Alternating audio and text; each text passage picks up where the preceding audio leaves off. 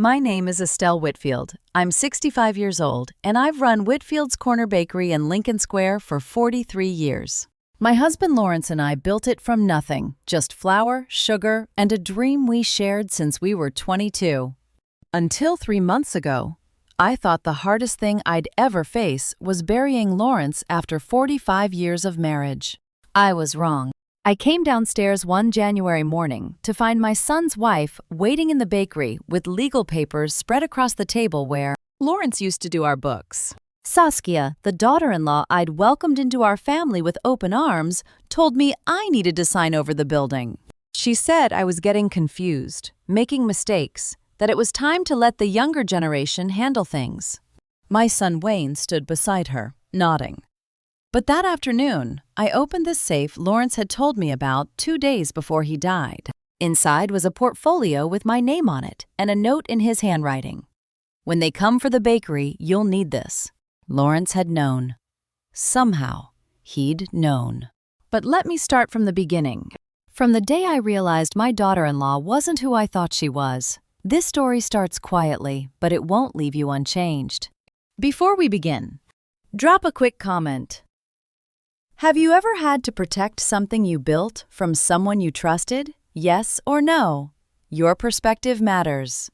Some details are fictionalized for storytelling. Any resemblance to real people or places is purely coincidental. The lesson is what matters. This story starts quietly, but it won't leave you unchanged. Before we begin, drop a quick comment. Have you ever had to protect something you built from someone you trusted? Yes or no? Your perspective matters. Some details are fictionalized for storytelling. Any resemblance to real people or places is purely coincidental. The lesson is what matters.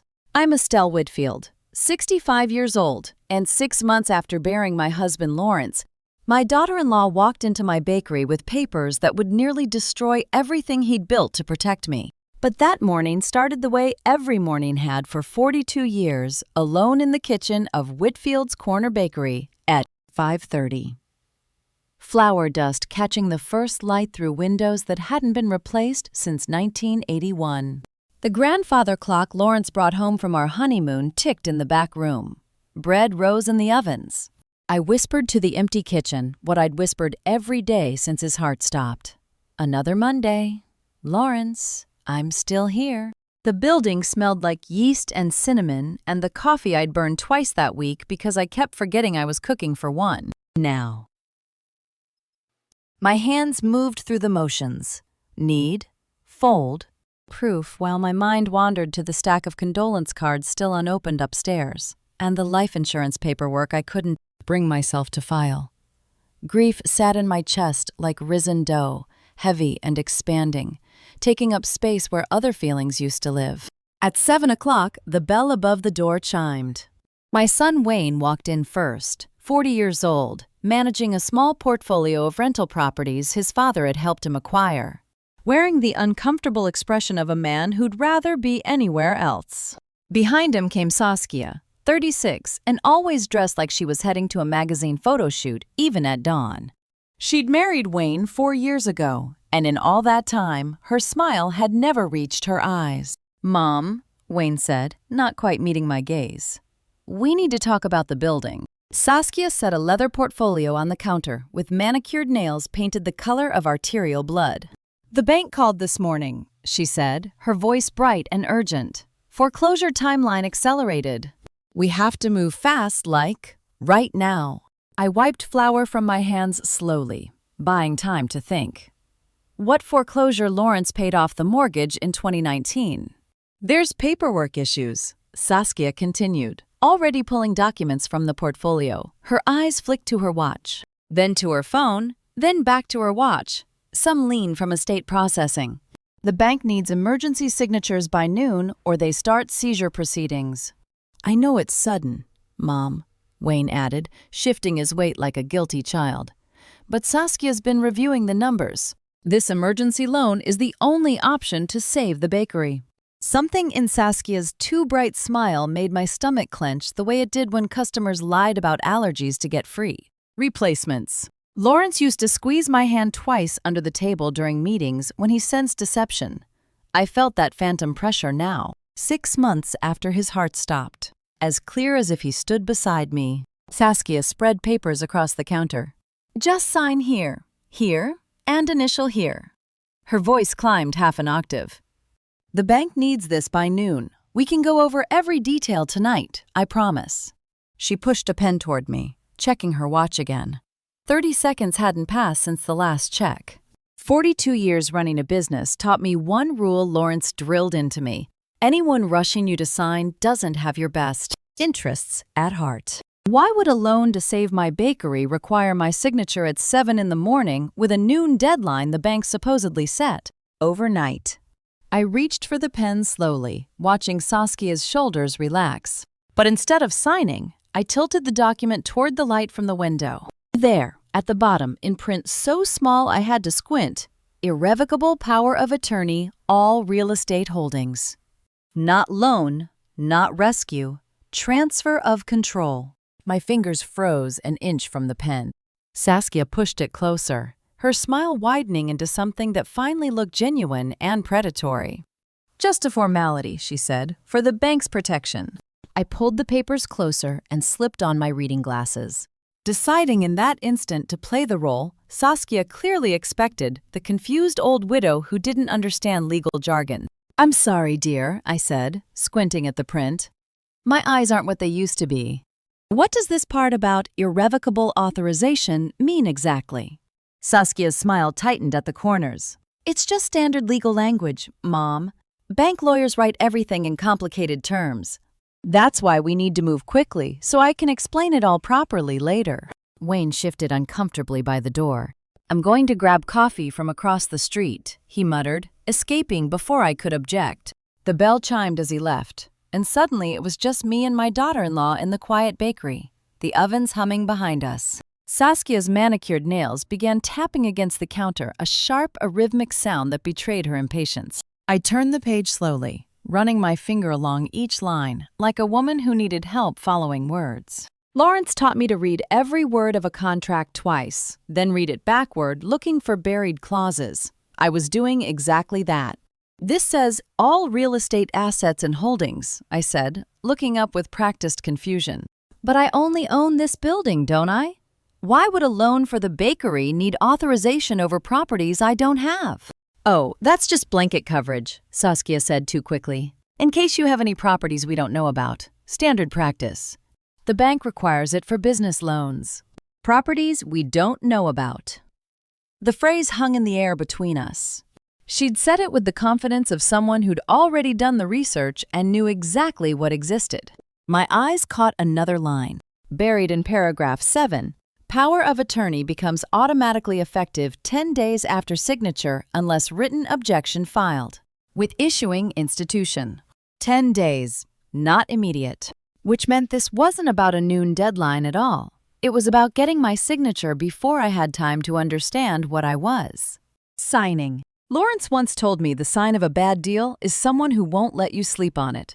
42 years of marriage to a man who built an empire from nothing had taught me to trust that instinct even from beyond the grave. Saskia's phone buzzed against the counter. She glanced at it, silenced it without reading, then looked back at me with that bright, hollow smile. The phone buzzed again 30 seconds later. Again. She silenced it, but this time her jaw tightened.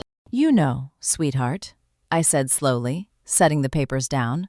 Maybe I should have someone explain this to me. You know how confused I get with all this legal talk since Lawrence passed? The smile froze on her face. Mom, there's no time. The bank gave us until noon. If you don't sign now, they start foreclosure proceedings this afternoon. Do you want to lose everything Lawrence built? Using his name like that, weaponizing my grief, made something cold settle in my chest. I just need a few days to understand what I'm signing, sweetheart. Surely the bank can wait until... A few days. Saskia's voice climbed half an octave. Her phone buzzed a third time. She grabbed it, glared at the screen, and shoved it in her purse with shaking hands. You don't have a few days. This is happening today, whether you... She caught herself, forcing the smile back into place, but it was too late. I'd seen beneath the mask. If this was truly a rescue, why did my daughter-in-law look like a woman watching her careful house of cards begin to tremble? Saskia snatched the papers back from the counter. You know what, Mom? Maybe you're right. Maybe you do need help understanding. Her eyes flicked to her buzzing phone, then back to me with a calculation I'd never seen before. I'll have our lawyer call you this afternoon to explain everything, but we really can't wait past today. She gathered the documents into her portfolio with hands that weren't quite steady anymore. The professional veneer had cracked, revealing something harder underneath. Something that knew I wasn't as confused as I'd pretended to be. I didn't sleep that night after Saskia and Wayne left. And by Monday afternoon, I was exhausted enough that when I first spotted the man outside my building with a measuring tape, I thought I was imagining things. But he was real, standing on the sidewalk in a charcoal suit that cost more than my monthly flower budget, holding one of those laser distance measurers pointed at my second-story windows. He didn't look up. He didn't ask permission. He just measured my building like it already belonged to him. I knocked on the window hard enough that 2 customers turned to stare. The man outside glanced up, offered a smile that never reached his eyes, and went right back to his measurements. Mrs. Whitfield, my assistant Maria touched my arm. Are you okay? Call the police, I said, already heading for the door. But by the time I got outside, he was gone. Just tire marks in the slush where a black Mercedes had been parked. I stood there on the sidewalk I'd swept 10,000 times, looking at my bakery like I was seeing it for the first time. Someone was measuring my building. Someone who already knew the papers existed, who was already planning what to do with my property. The fraudulent power of attorney wouldn't auto-activate for 9 more days. They were already getting ready. Back inside, I locked the door and pulled out the business card Lawrence had made me keep in my wallet. Adrian Lockwood, attorney at law. Lawrence had introduced us 5 years ago, insisting I memorize her number just in case something happens to me. I'd thought he was being paranoid. Now I wondered what else he'd known. Pattern interrupt. I called from the bakery office, and Adrian answered on the second ring with a voice that reminded me of expensive coffee smooth, strong, no nonsense. Adrian Lockwood. This is Estelle Whitfield, Lawrence's widow. I don't know if you remember. I remember. Her tone shifted immediately. What's happened? I told her everything. The papers, Saskia's performance, the man measuring my building. I expected skepticism, or at least questions about whether I'd misunderstood something. Instead, she swore quietly. Estelle, listen to me very carefully. Do not sign anything. Do not let anyone in your home without a witness present. And do not, under any circumstances, let Saskia know you've contacted me. Can you come to my office tomorrow morning? Yes. 8 o'clock. Bring those papers. She paused. Lawrence warned me this might happen. The words hit me like a slap. He what? Tomorrow, Adrian said gently. I'll explain everything tomorrow. She hung up.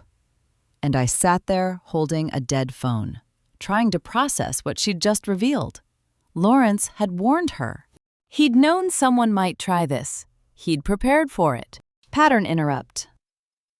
That night, I couldn't stop thinking about the last thing Lawrence said before the stroke took his words. We'd been sitting in our bedroom, him fresh from another doctor's appointment he wouldn't discuss, and he'd squeezed my hand so hard it hurt. Everything you need is in this house, he'd said. When the time comes, you'll know where to look. I'd assumed he meant insurance papers, bank statements, the usual documents. But now, standing in that same bedroom at 11 p.m., I looked around differently. Lawrence had known someone would come for his bakery. He'd prepared Adrian. And he'd hidden something for me to find, something important enough to reference with his last coherent words.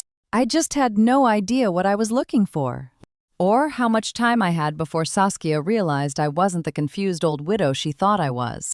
3 days after discovering the power of attorney deception, I found myself in my son's Ravenswood house, enemy territory, disguised as a grandmother's evening, waiting for Adrian's investigation, while pretending everything was normal. My granddaughter Hadley, just 16 and working weekend shifts at my bakery, met me at the door with worry creasing her young face. She had Lawrence's dark eyes and his habit of watching people too carefully, seeing what adults thought teenagers missed. "Thanks for watching Hadley tonight, Mom," Saskia said, voice bright as polished glass. "Wayne's been so stressed about work. We really need this dinner out. We should be back by 10. Wayne kissed Hadley's forehead, squeezed my shoulder, and followed his wife without meeting my eyes. My 40-year-old son looked exhausted, years older than I'd last seen him. Whatever Saskia was planning was already wearing him down. The house felt cold despite expensive furnishings, everything chosen by Saskia to impress. Nothing for comfort. Gray minimalist furniture, abstract art, kitchen counters so pristine they looked unused. A house designed to photograph well, not hold a family. "Grandma," Hadley whispered when the door closed, "can we talk in my room? I need to tell you something." But my phone buzzed. "Adrian, investigation update tomorrow, 8 a.m. sharp. Bring recording device if you have one." Recording device. My attorney expected me to need evidence. I was helping Hadley with calculus homework, or pretending to, since she understood it better when the front door opened 2 hours early. Saskia walked in alone, phone already at her ear, waving vaguely as she disappeared into the spare bedroom. "Wayne stayed at the bar with colleagues," she called. "Don't wait up." Through the closed door, I heard her voice change. The bright brittleness vanished, replaced by something warm and intimate she'd never used with my son. I moved closer, pretending to check the thermostat. "Baby, relax," Saskia murmured. "The deposit needs to clear by the 15th. Then we move to phase 2. Trust me, he doesn't suspect anything." My hand froze.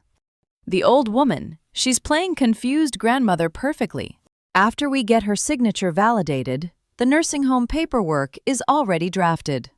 There's a special kind of pain in standing in your son's hallway, listening to his wife plan your institutionalization with her lover, while your granddaughter does homework 20 feet away, pretending not to hear her mother destroy everything. That voice, the honey warmth she'd never given Wayne, confirmed what I'd suspected. My daughter-in-law wasn't just stealing my bakery. She was in love with someone else. And my son was just a useful obstacle to remove when convenient. The call ended. Saskia emerged, face composed, warmth gone like she'd flipped a switch. "Hadley, bed in 30 minutes, she said, then disappeared upstairs. I waited until I heard the master bedroom door close. Hadley appeared beside me, so quiet I hadn't heard her approach. "Grandma," she whispered, voice shaking. "That's the 5th call like that this week. Same time, every night, around 8. She always uses that voice with whoever's on the other end. I stared at my granddaughter. "How long have you been listening, sweetheart?" "Since last Tuesday when I heard her tell someone Dad was useful but temporary." Hadley's dark eyes, Lawrence's eyes held mine steadily. "I started writing down everything. I thought you should know before something bad happens. How many other families sit in beautiful, renovated homes, listening to whispered calls that will destroy everything, while teenagers secretly document evidence because the adults refuse to see?" Hadley pulled a small notebook from her hoodie pocket, the big pages filled with dates, times, and phrases in careful handwriting. "I didn't know who to tell," she whispered. "Dad won't listen. And I was scared if I said anything, she'd, I don't know, do something worse." My 16-year-old granddaughter had been building the case I needed, and she'd been doing it alone. When Adrian Lockwood called at 7 Friday morning asking me to come downtown immediately, her voice carried the careful neutrality lawyers use when they've found something that will hurt. I'd spent the night reading Hadley's documentation dates, times, conversation fragments she'd recorded while pretending to do homework. Now I stood outside Adrian's Loop District office, bracing myself for whatever had made my attorney summon me at dawn. Her office overlooked the city from the 32nd floor, all glass and steel. Adrian looked like she hadn't slept, still wearing yesterday's suit, a thick file spread across her desk. "Estelle, sit down," she said. "What I've found is difficult to hear, but you need to see the timeline clearly." I sat. My hands felt cold. "How long have they been planning this?" I asked. Adrian's expression answered before her words. "Longer than you think." Let me show you what your building's been through while you were grieving. She turned her computer screen toward me. A real estate listing showed my corner building from an angle that made it look smaller, less valuable. The listing date caught my eye, December 18th, 2025. 3 weeks before Saskia walked into my bakery with fraudulent papers. The building was listed December 18th, Adrian said quietly. 3 full weeks before Saskia walked into your bakery claiming emergency foreclosure. My throat closed. But she said it was urgent, that the bank called that morning. Everything she said was theater. Carefully scripted theater. Adrian pulled up another document. Someone's been planning this since before Christmas. Probably since Lawrence died. They'd started this while I was still waking up crying from dreams where Lawrence was alive while I was baking his favorite almond. Croissants, out of habit, because grief doesn't understand someone's gone. They were already selling the building where he'd proposed, 43 years ago. Who listed it? I asked, my voice steadier than I felt. That's where it gets interesting. Adrian clicked to another screen. Midwest Property Solutions. Ever heard of them? I shook my head. Neither has anyone, because they don't exist. She handed me a printed page. Midwest Property Solutions doesn't exist as a real brokerage. P.O. Box in Cicero. Incorporated 2 months ago, right after Lawrence's funeral. No physical office, no website, no legitimate presence. I stared at the incorporation documents. The address was a mail drop in an industrial area I'd driven past 100 times. So whoever listed my building created a fake company to do it. And they priced it to move fast. Adrian slid another document across. $2.8 million when comparable buildings in Lincoln Square are selling for $3.4 million or higher. Someone wants this sold before you realize what's happening. Nearly $1 million below market value. Lawrence's building marked down like clearance merchandise because speed mattered more than profit. How do you measure betrayal? Not in single moments, but in weeks of careful planning. In fake companies incorporated while you're choosing your husband's casket. In listings posted while you're learning to sleep alone. There's one more thing, Adrian said, her voice careful. I traced the incorporation pattern, the P.O. box, the registration structure, the minimal paper trail. I've seen this before. Where? In fraud cases I've prosecuted. She met my eyes. Professional fraud cases, Estelle. Not family members getting greedy. This is someone who knows what they're doing.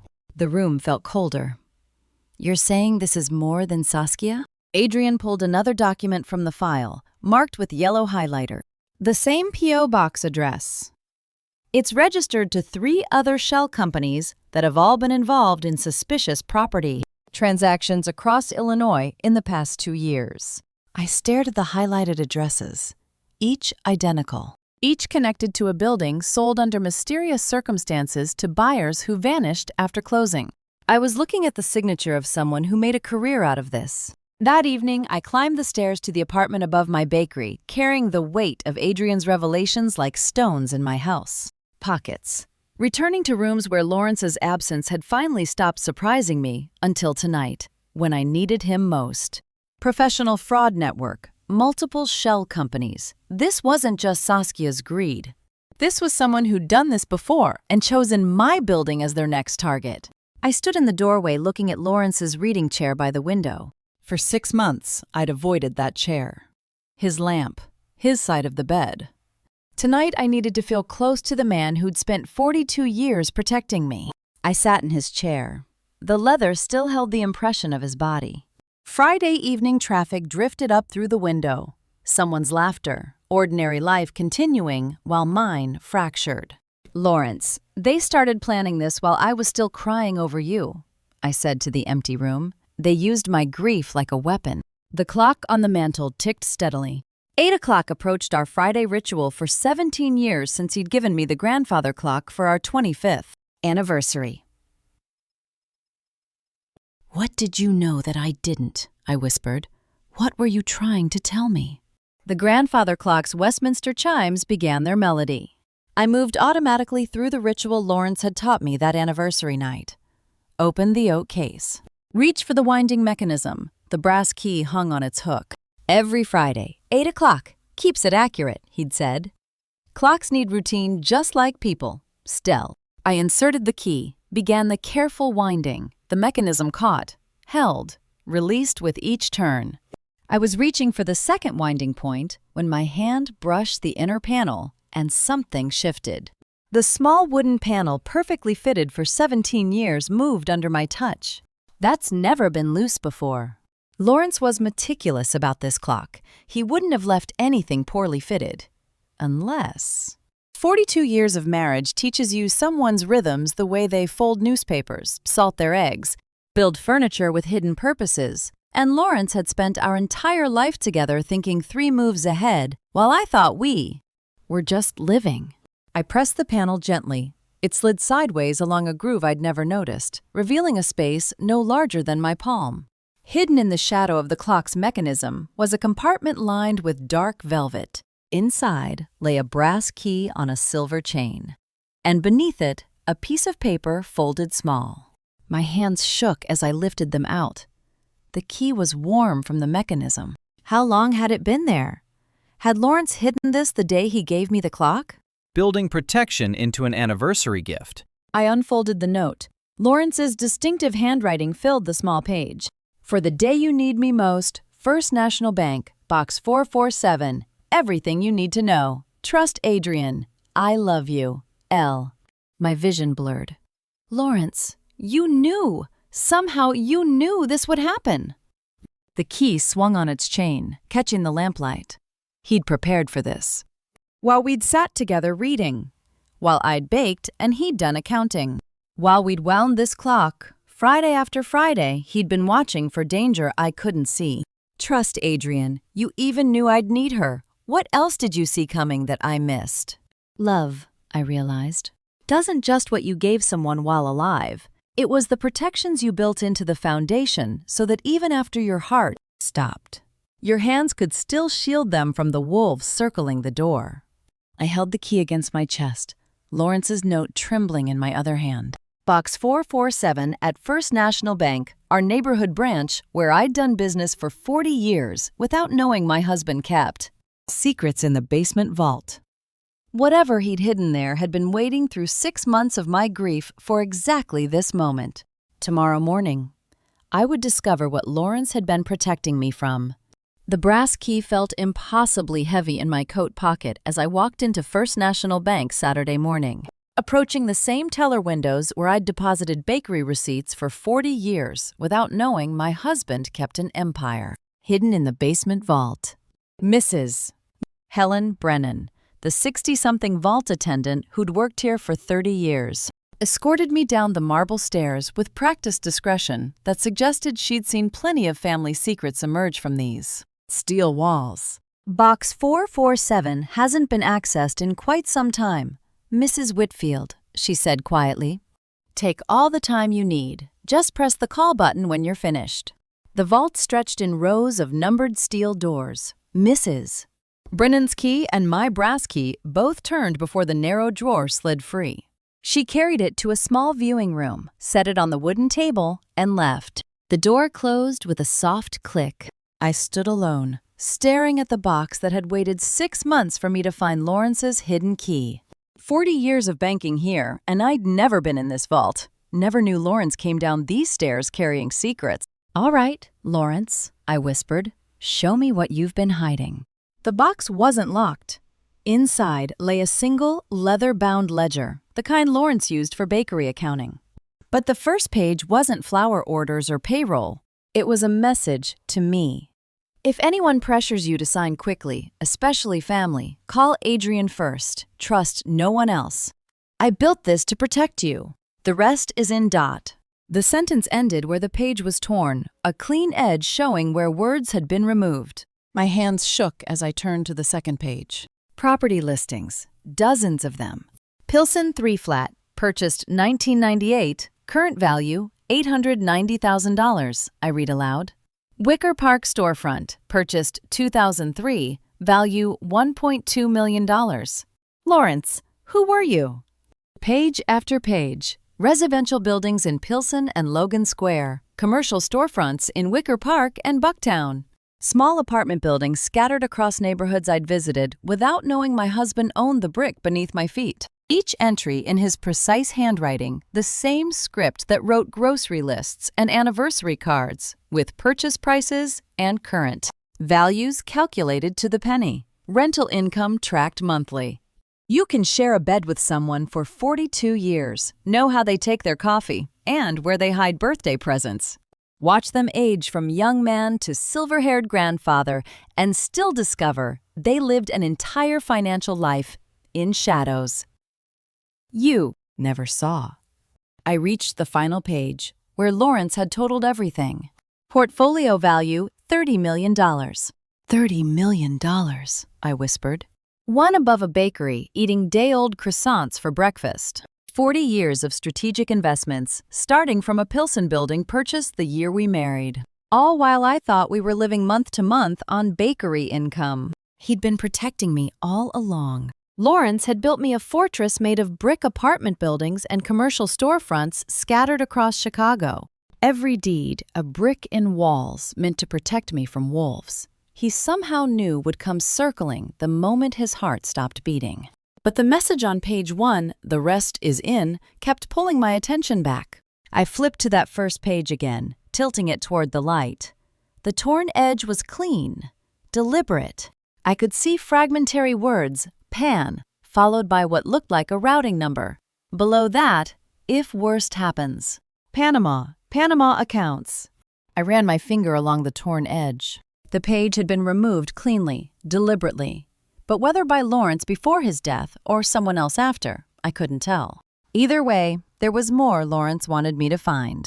I'd barely had 3 hours to process the revelation of Lawrence's secret empire when Hadley appeared at the bakery's back door for her weekend shift. Phone clutched in trembling hands and fear written across her face.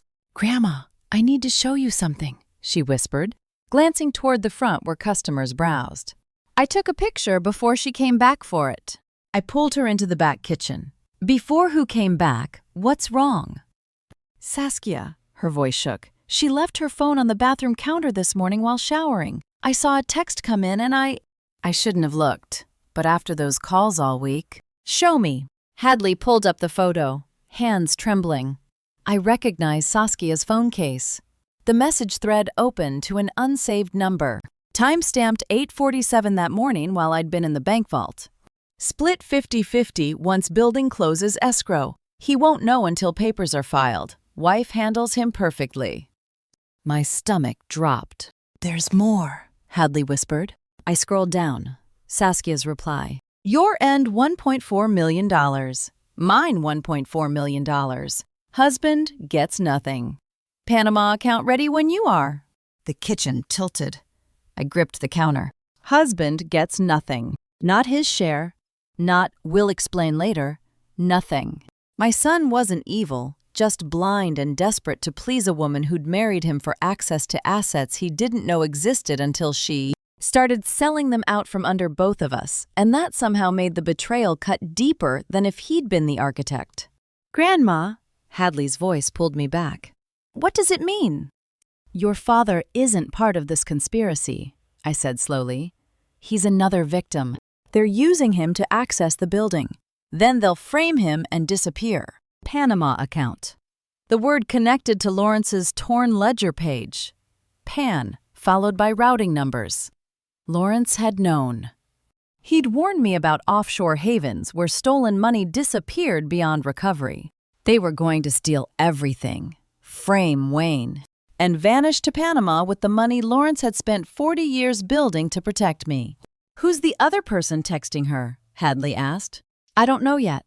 The man measuring my building, the intimate phone calls. Did you see any name?" "No, she deletes them right after. I only got this because she was showering." Hadley's eyes filled with tears. "What are we going to do?" "We're not going to let her do anything." I cupped her face. "But Hadley, listen carefully. You cannot tell anyone you saw this. Not your father, not your friends. If Saskia finds out you know, I don't know what she'll do." "But Dad needs to know." "He will know. But I need to handle this carefully, and I need you safe first." I held her shoulders. Can you act normal when you go home tonight? Pretend you didn't see this." She swallowed hard, then nodded. "What are you going to do?" How do you tell a grown man that his wife is stealing his mother's legacy while planning to frame him for the crime, all while sleeping next to him and whispering reassurances that everything she does is for their future together? "I'm going to stop them," I said. "Lawrence left me the tools. Now I need to use them without destroying your father in the process." Hadley hugged me fiercely, then returned to the front counter. I watched her go, 16 years old, playing innocent, while carrying evidence that could destroy her family, and felt rage crystallize into determination. I pulled out my phone and typed to Adrian, "I need you Monday morning. I'm ready to fight back." The mystery phase was over. I knew who, I knew how, and Lawrence had given me the weapons. Now I needed a plan to dismantle the conspiracy without destroying my son in the process. I woke at 4:47 a.m. with my phone in my hand and a half-typed message to Wayne that would destroy everything. "Your wife is stealing your inheritance with her developer boyfriend." My thumb hovered over send for 3 breaths before I deleted every word. I hadn't slept more than 20 minutes since texting Adrian Saturday afternoon. Every time I closed my eyes, I saw Hadley's frightened face, Saskia's fake smile, Lawrence's handwriting. My body wanted action. My hands shook with the need to confront, to force Wayne to see what his wife was doing. I opened a new message to Saskia. "I know about Desmond, the real appraisal, and the Panama account." But staring at those words proof, I knew everything I heard Lawrence's voice from a Sunday afternoon chess game. I'd moved my queen aggressively, thinking I was being bold. "The player who reveals their hand first always loses," he'd said gently, moving his knight to a position I hadn't seen. "Let them think you're not watching. Let them get comfortable. Then strike when they've committed." I deleted the message. Pre-dawn darkness pressed against my windows. I made coffee I wouldn't drink and spread everything across the kitchen table. Bank documents, property listings, the timeline showing Saskia's deception starting after Lawrence's funeral. What would confrontation achieve, Wayne defending his wife? Saskia denying everything, claiming I was a grieving widow, seeing conspiracy where there was only concern. She'd move faster. Destroy evidence. Escape. What would strategic silence achieve? Time investigation. Rope to hang themselves. I sat in Lawrence's chair, looking at 42 years distilled into spreadsheets and deeds, and felt rage shift into cold calculation. Below. The Sunday morning bakery delivery truck rumbled to a stop at 5:30 exactly. Same as every week for 15 years. Pete's voice calling flour counts. Maria's response. The world continued its ordinary Sunday rhythm. Deliveries. Preparations. Neighborhood waking, while I sat above holding evidence of conspiracy, watching my family fracture. If I confronted now, I'd lose. They'd close ranks, vanish to Panama before I could prove anything. Adrian would have nothing except my word against theirs. But if I bought time by pretending to consider the sale... My phone buzzed. Saskia's name lit the screen. "Wayne mentioned you seemed upset Friday. Everything okay? We really do need your decision soon." Vision blurring with fury. The audacity. She was testing me, checking whether I suspected anything. Whether Friday's banking trip had raised alarms. Every instinct screamed to reply, "I know everything. You're going to prison." Instead, I spent 10 minutes crafting 2 sentences. "I appreciate your patience. This is a big decision. I need a few more days to think it through. Let's talk Wednesday." I read it 12 times. Too eager. Too cold. Confused old woman, or someone playing a game. Finally, I sent it. Saskia's response arrived in 43 seconds. "Wednesday works, but that only leaves 48 hours before the automatic clause takes effect. I'd hate for you to lose the sale over timing." I read it 3 times. The threat wasn't even hidden. She was counting down my execution, reminding me that time was running out. That if I didn't sign by Friday, the fraudulent power of attorney would activate automatically. They'd planned for this. For my hesitation, for my need to think it through. They'd built a countdown specifically so I'd run out of time. I forwarded the message to Adrian with 2 words: tomorrow, 8 a.m. I burned the first batch of scones because I kept checking my phone for Adrian's confirmation text. Adrian had replied Sunday night, 8 a.m. sharp, bring everything. Now it was Monday morning, 6:15, and I stood in my kitchen surrounded by burned butter smell and spiraling thoughts about conversion clauses and 48-hour countdowns. I dumped the ruined scones, started fresh, and promptly dropped an entire bag of flour. White dust exploded everywhere. I stood staring at the mess, like I'd never seen flour before. "Get it together," I whispered. 2 hours before the meeting. Act normal. Normal. As if I wasn't about to present evidence that my daughter-in-law was stealing everything with help from a fraud network Lawrence had predicted. I cleaned up, mixed new dough, set the timer, and checked my phone. Still 6:32. The bell chimed at 6:45 exactly. Russell Travers, 68 and retired, but still carrying himself with the careful posture of someone who'd spent decades noticing details others missed. He'd been coming every Monday morning for 6 years, same time, same order. Since retiring from First National Bank. "Good morning, Russell," I said, reaching for his usual mug. "Coffee and a cinnamon roll, please." He settled onto his regular stool, studying me with quiet attention. "You all right, Estelle? You seem off." I poured his coffee with unsteady hands. "Just a busy morning." "You've been making my Monday coffee for 6 years," he said gently. "I know when something's wrong." The kindness cracked something in my composure. I set down the pot before I could drop it. "Family stuff, legal stuff. It's complicated." Russell nodded slowly, wrapping his hands around his mug. "Most family legal stuff is." I should have left it there, should have smiled, handed him his roll, let him enjoy his peaceful Monday. But something about his calm presence made me pull the power of attorney from my bag beneath the counter. "I don't suppose you know anything about legal contracts." For the first time in 4 days, I felt something other than rage. I felt hope. That someone might actually help me fight back. Russell set down his mug and pulled reading glasses from his shirt pocket.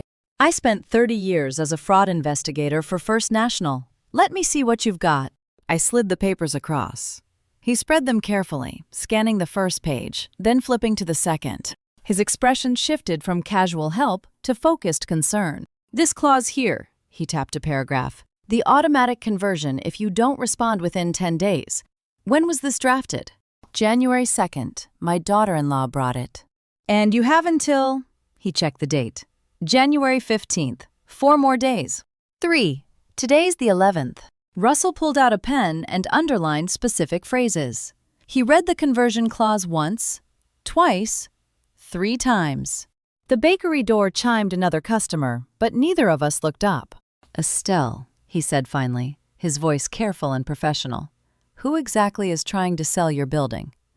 "My daughter-in-law, Saskia, and her... There's a developer involved, Desmond Garrett." Russell's pen stopped moving. He looked up, and something in his expression made my stomach drop. "I've seen this before," he said quietly.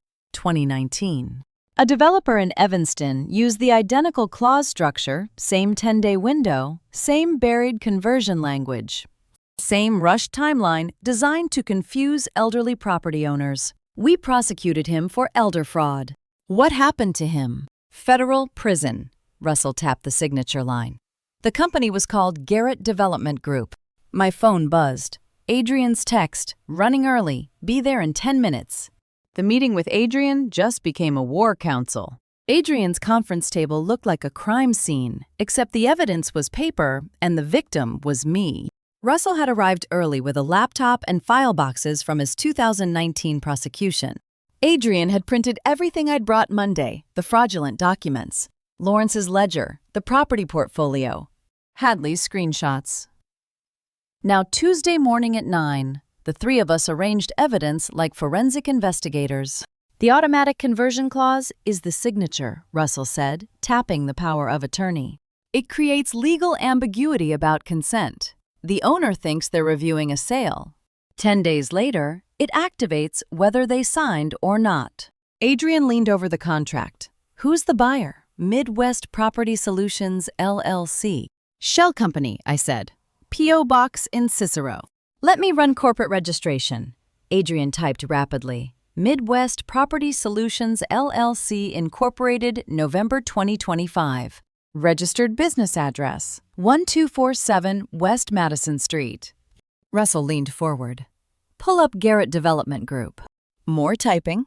1247 West Madison Street, Adrian read. Same address. Shell companies sharing addresses with the parent company, Russell said grimly. Amateur hour. Not amateur, Adrian corrected. Arrogant.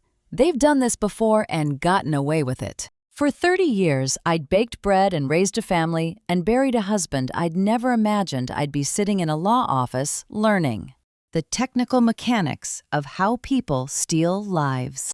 Russell opened a file box and pulled out a thick folder. 2019, Evanston case, elderly couple, same clause structure. He spread documents across the table. Garrett Development created a shell brokerage called Northern Illinois Property Holdings. Same setup, same 10-day window. I picked up a case document. The couple's names were redacted, but their story was mine. Confusion, pressure, family involvement. A developer promising to handle everything. What happened to them? I asked. They lost the property initially. We prosecuted after, recovered some damages, but the building was already sold. They got money, but not their home. And Garrett. Desmond Garrett, CEO, paid $1.2 million personally to avoid criminal charges. Case was sealed. Adrian's expression hardened. So he learned he could buy his way out and just kept doing it. Exactly. Russell pulled up files on his laptop. I've been checking this morning. 3 other sealed settlements in Illinois and Indiana between 2019 and 2024, all involving Garrett Development. Different shell companies each time, identical pattern. My hands clenched on the table edge. Desmond Garrett had turned stealing from grieving widows into a business model, and every time he got caught, he wrote a check and moved to the next victim. Russell's phone rang. He glanced at the screen, his wife wondering about lunch, and declined without looking away. We need photo evidence, Adrian said, proof that Desmond Garrett personally engaged with you about the property. Otherwise, his lawyers will claim he had no direct involvement. I froze. Friday morning, a man was measuring my building, expensive suit, wouldn't tell me who he worked for. Did you get a photo? No, but I dug through my purse, found the crumpled receipt where I'd scribbled notes on the sidewalk. I wrote down his license plate, KDG 4291. Russell took the receipt, typed the number.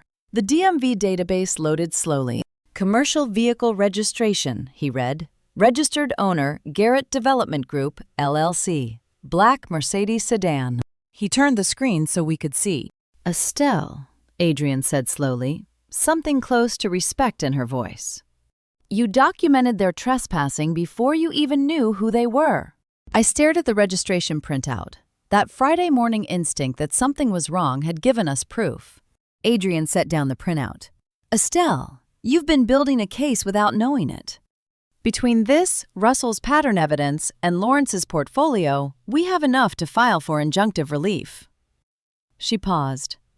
But we need to move before Saskia realizes you're not just a confused old woman stalling for time. Wednesday's fake negotiation meeting was about to become a trap. Russell's fingers flew across his laptop keyboard with the speed of someone who'd spent 3 decades hunting financial criminals. We'd been in Adrian's office for 5 hours.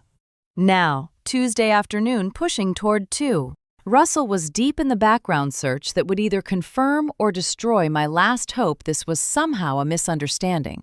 Garrett Development Group, Russell said. Incorporated 2018. Desmond Garrett, sole owner and CEO. Business address, 1247 West Madison. Adrian had 2 monitors open. Pulling up civil case history. This'll take a minute. Sealed settlements are slow. I sat across from them, hands folded to keep them from shaking.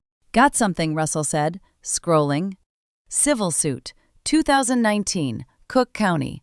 Property dispute, settled out of court. Amount? Adrian asked. Sealed, but... He kept scrolling. Another one. 2020 Lake County. Property fraud.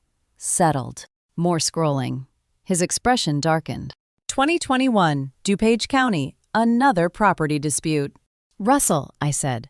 How many? He didn't answer immediately, just kept scrolling. 6, he said finally.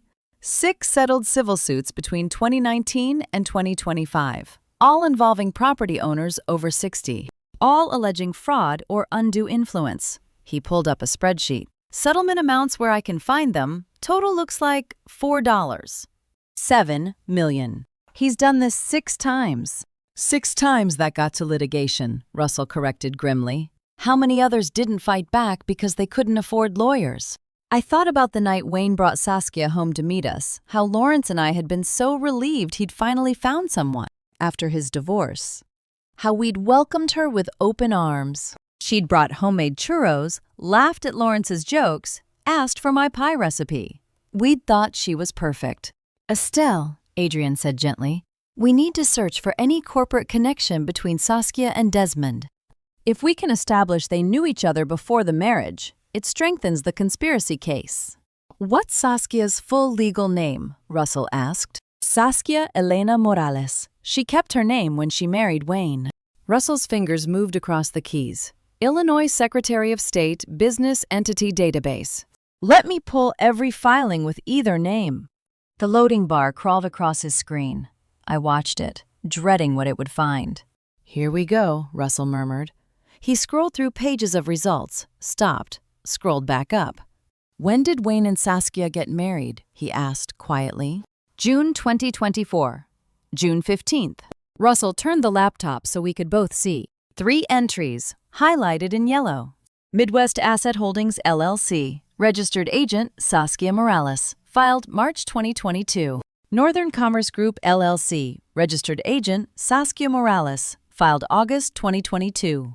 Central Property Solutions, LLC. Registered agent, Saskia Morales. Filed November 2023.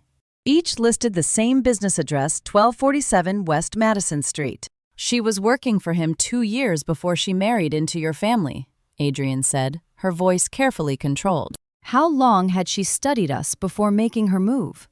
Had she researched Lawrence's bakery? Calculated exactly how much we were worth before her first date with my son. Russell clicked on the first entry.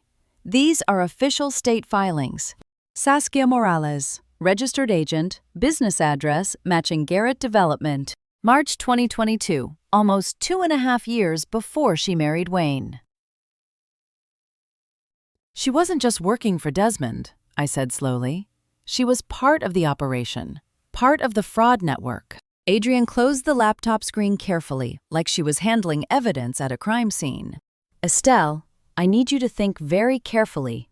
When Saskia and Wayne started dating, did she pursue him or did he pursue her? Because if she sought him out, she didn't finish the sentence. She didn't have to.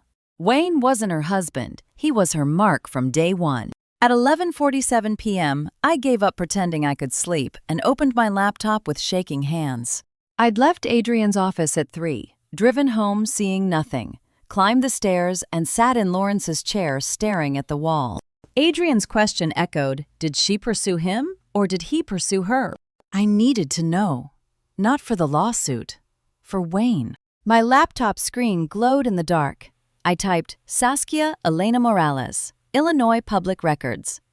Professional licenses first. Illinois Department of Financial and Professional Regulation loaded slowly.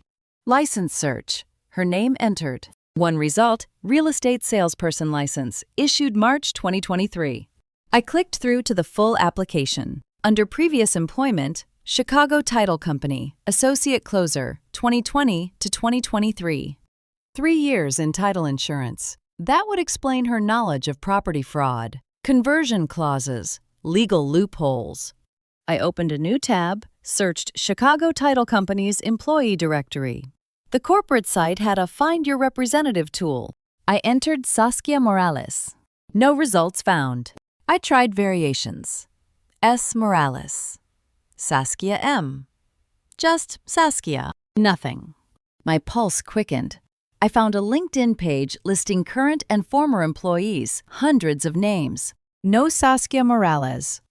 No S. Morales with employment dates matching 2020 to 2023. She'd fabricated her employment history on a state license application. Downstairs. The bakery sat dark and silent. The same ovens where Lawrence and I had built our life for 40 years. The same counter where Wayne had done homework as a boy. Above it, I was hunting evidence that the woman who'd married my son was a professional con artist. I thought about Russell mentioning multi-state record searches. Opened a new tab. How to search criminal records, Michigan. Several free databases appeared. Court case searches. Conviction records. I tried Indiana first. Nothing. Wisconsin.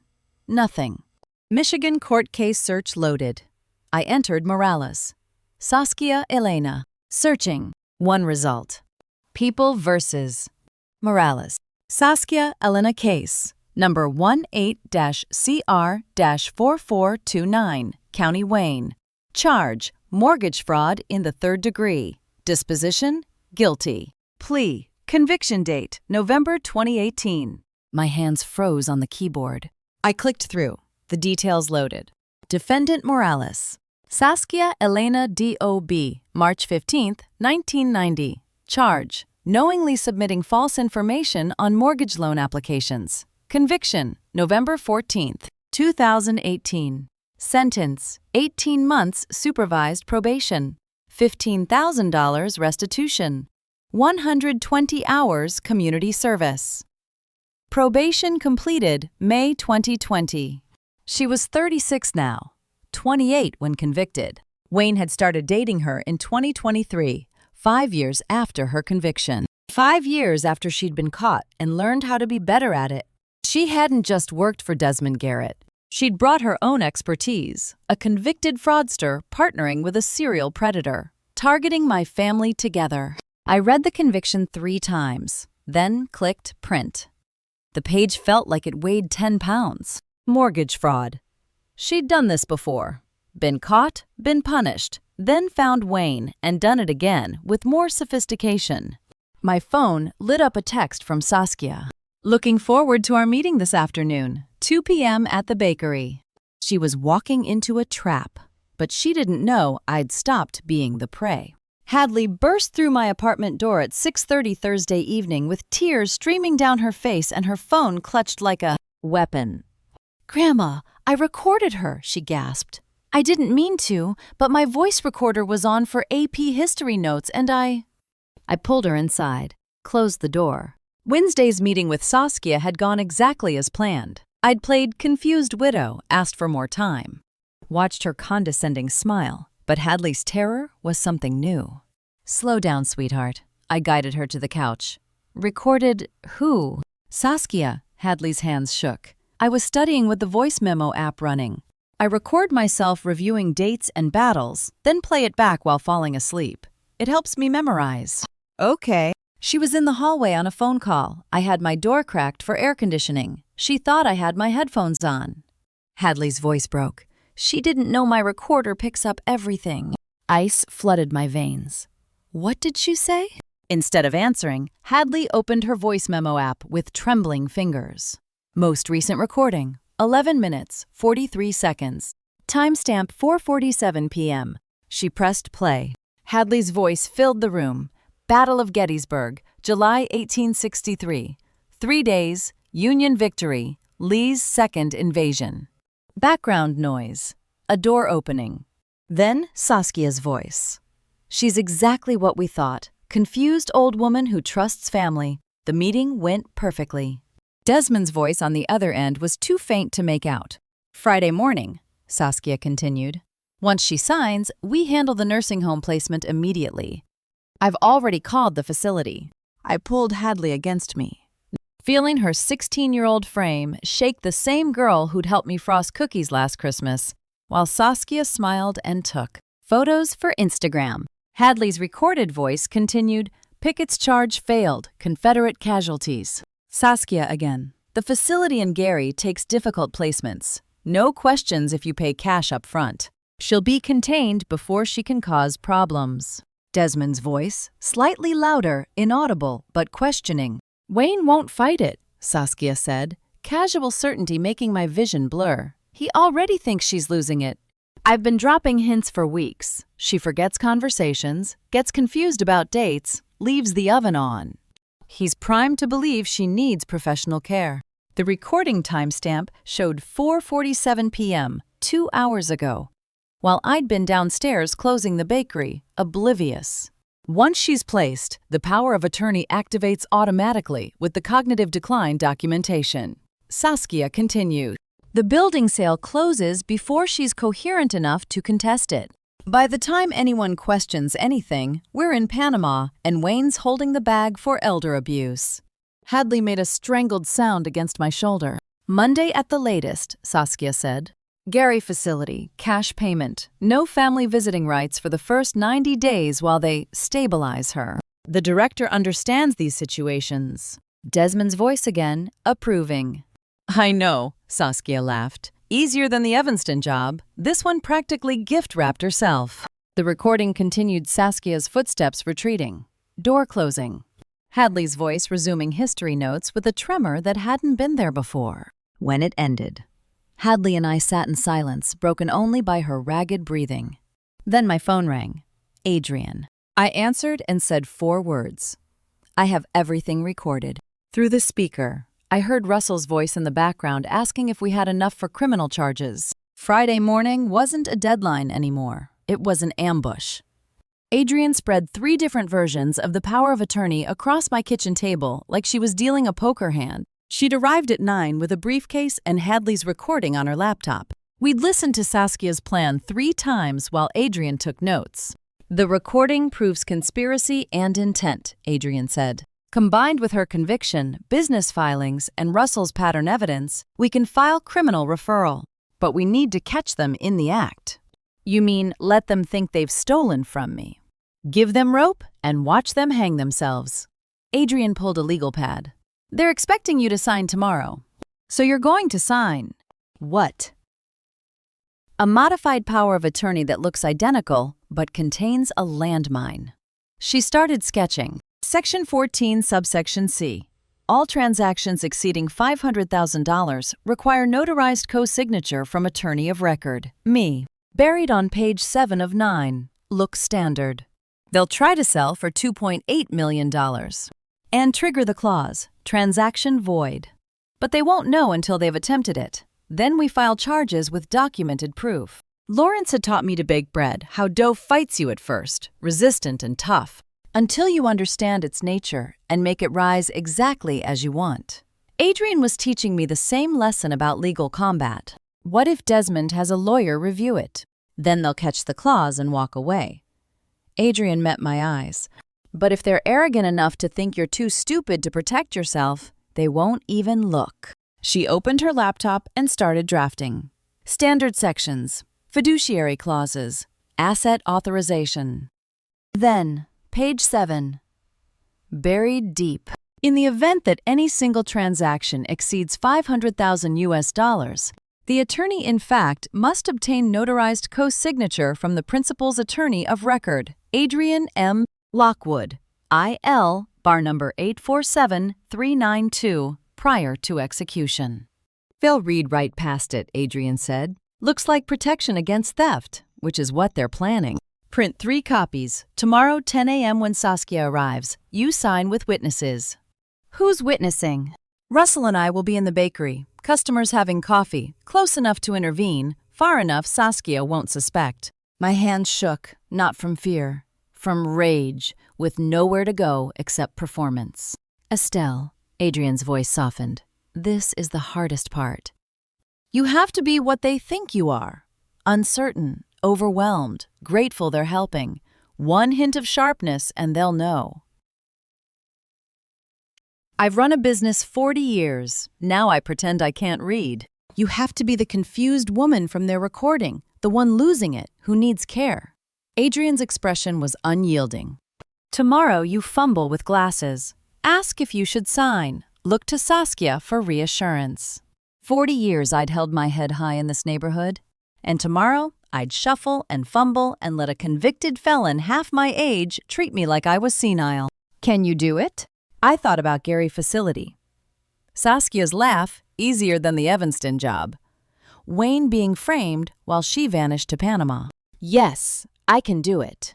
Adrian printed the document and slid it across. 9 pages with one deadly sentence hidden in the middle. Sign tomorrow at 10 a.m. Make it look hard, shaky hands. Asking for glasses. Questioning. She met my eyes. Then we wait for them to hang themselves. Friday morning wasn't just a deadline. It was opening night, and I had to give the performance of my life. I made my hands shake when I picked up the pen. Friday morning. 10 o'clock. Wayne and Saskia arrived right on time, Wayne holding the door with gentle courtesy Lawrence had taught him. I'd spent the night rehearsing uncertainty, practicing the tremor. The modified power of attorney sat on the counter, 9 pages. One deadly sentence buried on page 7. Mom, are you sure? Wayne asked, genuine concern in his voice. We can come back if you're not ready. I fumbled with my reading glasses, let them slip.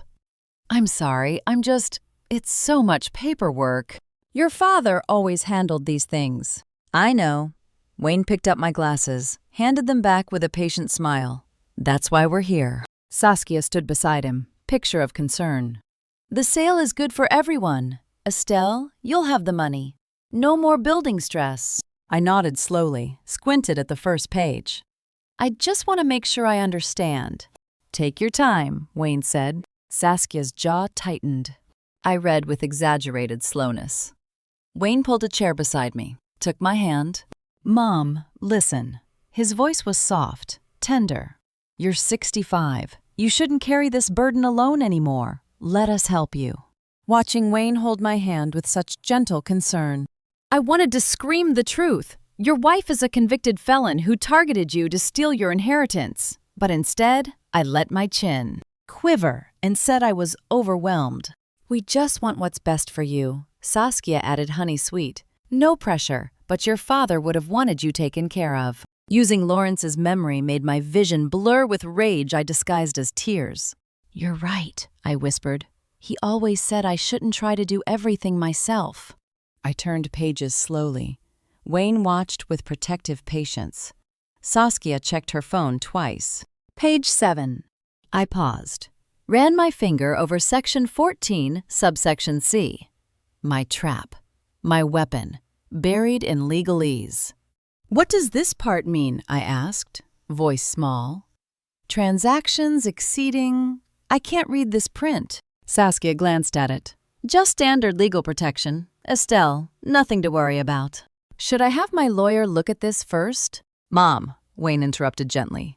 This is family business. We're not taking advantage, we're helping. Saskia's hand settled on my shoulder. Possessive. Your lawyer would just charge you to tell you what we're telling you free, she said. This is standard estate planning. I nodded, chastened. You're right, I'm being silly. The pen touched paper, and for one heartbeat, I wondered if Adrian's trap would work. Then I signed, each signature deliberately shaky, each pause calculated to look like confusion rather than strategy. Wayne smiled encouragingly. Page 9, final signature line. I picked up the pen, hand trembling visibly, and wrote, Estelle M. Whitfield. Wayne exhaled in relief. I'm proud of you, Mom. This is the right choice. Saskia immediately pulled me into a hug. In that embrace, she leaned close and whispered with cold triumph, See how easy that was when you just trust family. Her hand patted my back condescendingly. I forced my voice grateful. Thank you both for being patient. I know I can be difficult. You're not difficult, Wayne said, meaning it. You're grieving. We understand. Saskia smiled, eyes calculating. We'll take care of everything from here. You just rest. They left with their copy. Wayne's arm around his wife's waist, both believing they'd helped me make a smart decision. I stood alone and pulled out my phone. Text from Adrian. Russell confirmed Desmond just called Saskia. They're meeting the broker Monday 9 a.m. to execute the sale. Document already filed with Circuit Court as of 10:15 a.m. They're walking into federal charges. I typed back, game on. They thought they'd won, but the real game was just beginning. Adrian's office looked nothing like a trap-polished mahogany. Law degrees on the wall, coffee service on the credenza. The weekend had been torture, waiting for Monday. Now, 8:30. I sat in Adrian's conference room with Wayne and Saskia, playing my role one final time. "Thank you for coming," Adrian said, spreading Friday's document across the table. "Professional, neutral. One, this needs formal witness signatures and notarization to be legally binding. Standard procedure." "Of course," Saskia said smoothly. "We want everything correct." Wayne squeezed my hand. "You okay, Mom?" I nodded, chin quivering. "I'm sorry to be such trouble with all this paperwork." "You're not trouble," he said gently. Adrian pulled out witness signature pages. "I'll need 2 witnesses to observe Estelle signing and attest she's doing so of her own free will." Saskia leaned forward immediately. "Wayne and I can witness. We're family, that's appropriate, right?" "Perfectly standard for family power of attorney transfers," Adrian confirmed. I watched Saskia volunteer to legally bind herself to a document she'd never fully read. She was so eager to control every step, so confident, that she was walking straight into the trap. "Estelle," Adrian said, sliding the document toward me. "Let's walk through this one more time for the record." I fumbled my reading glasses on. "What does this section on page 7 mean again? The transactions part?" Adrian's voice was patient. "Standard fiduciary protection language. It protects your interests by requiring additional authorization for major transactions." "Oh." I squinted at Section 14, subsection C, the clause that would destroy Saskia in 30 minutes. "I think I understand." "You're doing great, Mom," Wayne said. "Almost done." Across the table. Saskia checked her phone for the 3rd time, probably texting Desmond about their broker meeting, celebrating victory before it was complete. I signed with deliberate shakiness. Page 1, 2, 3. Wayne watched with concern. Saskia's knee bounced impatiently. Page 7. I paused over the trapped clause. "This part about exceeding 500,000, I said slowly. "Just means I need your lawyer's approval for anything that big," Saskia said quickly. "Which is Adrian, so it's all in the family." "Oh," I said. "That makes sense." Perfect sense, because Adrian would never co-sign the fraudulent sale. And Saskia's attempt without that co-signature would be documented proof of grand theft. I finished signing. Final page. Estelle M. Whitfield. Adrian notarized, then slid witness pages to Wayne and Saskia. "Please read the witness statement and sign if you agree." Wayne read carefully. "Solemn. I witness that my mother, Estelle Whitfield, signed this power of attorney of her own free will, in my presence, appearing of sound mind and under no duress." He signed Wayne L. Whitfield. The moment Saskia's pen touched the witness line, Adrian's eyes met mine for 1/2 second, the only crack in our performance. Saskia barely glanced at the appendix referencing Section 14C. She signed quickly, checked her watch. 8:52 a.m. "Same. We need to go. I have a 9 o'clock. Saskia E. Morales. Legal witness, legally bound. She'd just endorsed every word of the document that would send her to federal prison. "I'll file this with court immediately," Adrian said. "You'll have certified copies by end of day."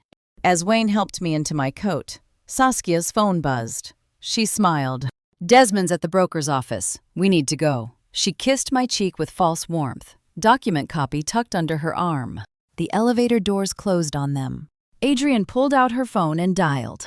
"Russell, they just left. Track them to the broker meeting. I want timestamps on everything they do with that power of attorney." 45 minutes later, Saskia would try to execute a $2.8 million sale and discover she'd signed her own arrest warrant. Russell's surveillance photos from Monday's broker meeting showed Saskia and Desmond shaking hands outside the office, the first visual. Proof they knew each other. Tuesday morning, 9 o'clock, Adrian's conference table was covered with evidence Russell had compiled overnight. Photos, timestamps, phone records, property maps. They spent 47 minutes with the broker, Russell said. Arrived 9:03 a.m., left 9:50, confident. I have audio from the parking lot, Saskia telling Desmond they could execute the sale immediately. Did they try? I asked. Adrian nodded. They submitted the power of attorney. Transaction is pending the co-signature requirement, which they haven't discovered yet. How long before they do? Days, maybe hours. The broker will check when processing. Adrian pulled up another file. But Russell found something else. Russell opened his laptop. The nursing home conversation from Hadley's recording. I traced the number. My stomach clenched. And Desmond Garrett's personal cell, registered to his home address. Not a burner, not a business line, his personal phone, linking him directly to conspiracy to institutionalize me. That's conspiracy to commit elder abuse, Adrian said quietly. Federal charges, not just civil fraud. How arrogant do you have to be to use your own phone? I asked. Russell shook his head. They thought they'd already won. Why hide when the victim's too confused to fight? I thought of Saskia at our family Christmas dinner 2 years ago, laughing at Lawrence's jokes while already planning to steal everything he'd built. There's more, Russell said, pulling up corporate records. Midwest Property Solutions, LLC is the seller's agent. But I traced the actual buyer. Who? Lincoln Development Partners, LLC. Different shell company. Same registered address as Garrett Development. Adrian leaned forward. He's on both sides of the transaction, seller and buyer. Controls the price, controls the terms. The $2.8 million listing, I said slowly. He's paying himself with money stolen from me and keeping the difference between that and true value, Russell confirmed. But that's not the worst part. He stood and unrolled a large property map. 9 red pins marked buildings on a single block. My bakery sat at the corner, marked in gold. 8 properties purchased by various Garrett shells between 2021 and 2025, Russell said. Total acquisition, $14 million. I stared at the map. He's been buying the entire block. Your corner is the only remaining independent property, Adrian said. Without it, he can't assemble the full block. Can't get demolition permits. Russell tapped 1 red pin, the dry cleaner that closed suddenly last year. Another was the bookstore that couldn't afford rent in 2023. Mrs. Henderson's apartment building sold after she moved to assisted living. So Saskia didn't marry Wayne for $2.8 million, I said. She married him to deliver the one property Desmond couldn't buy legitimately. Exactly. Russell pulled up another document. Development proposal filed with City Planning 18 months ago. Anonymous applicant. 52-story mixed-use tower. Estimated project value, Adrian asked. $240 million. Saskia had targeted my family, manipulated my son, planned my institutionalization.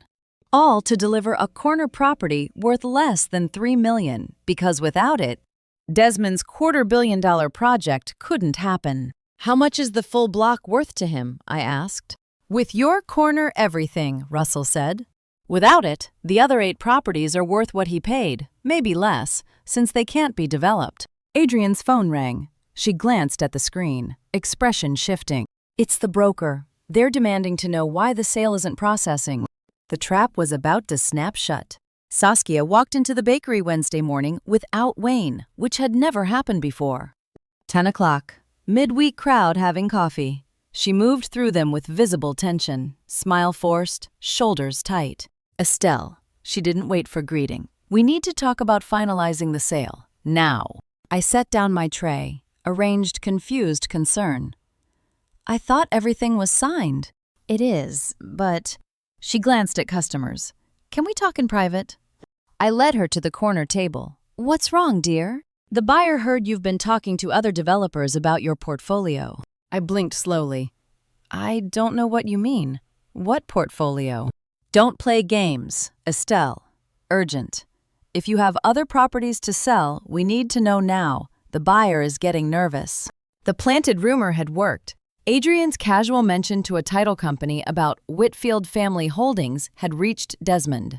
I don't have any other properties, I said, voice wavering. Just the building. The door chimed. Desmond Garrett walked in. 44. Tall.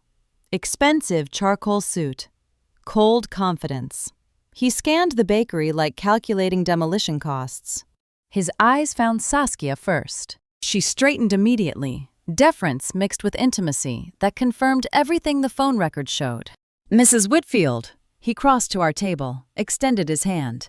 I'm Desmond Garrett. I represent Lincoln Development Partners, the purchasing entity. I let my hand tremble in his grip. You're very interested in my little bakery building, Mr. Garrett. It's a valuable corner property.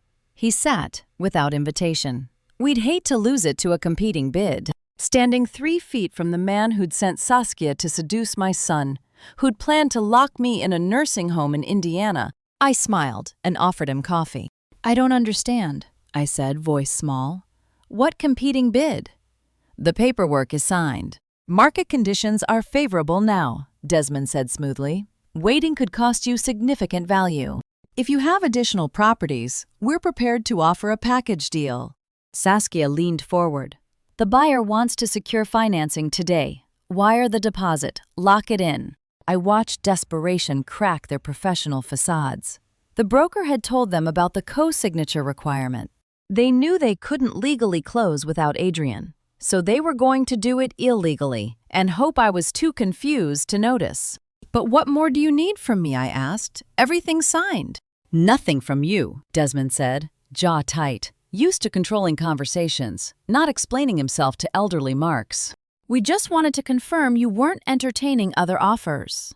I wouldn't even know how. My phone rang. Adrian. I'm sorry, I need to take this. I moved to the back room. It's my lawyer. Through the doorway, I could see Desmond checking his phone, probably confirming the wire had cleared. I answered in the kitchen. Yes? $2.8 million, wire cleared 4 minutes ago. Adrian's voice was electric. 10:23 a.m., no co-signature request, no authorization. They violated Section 14C.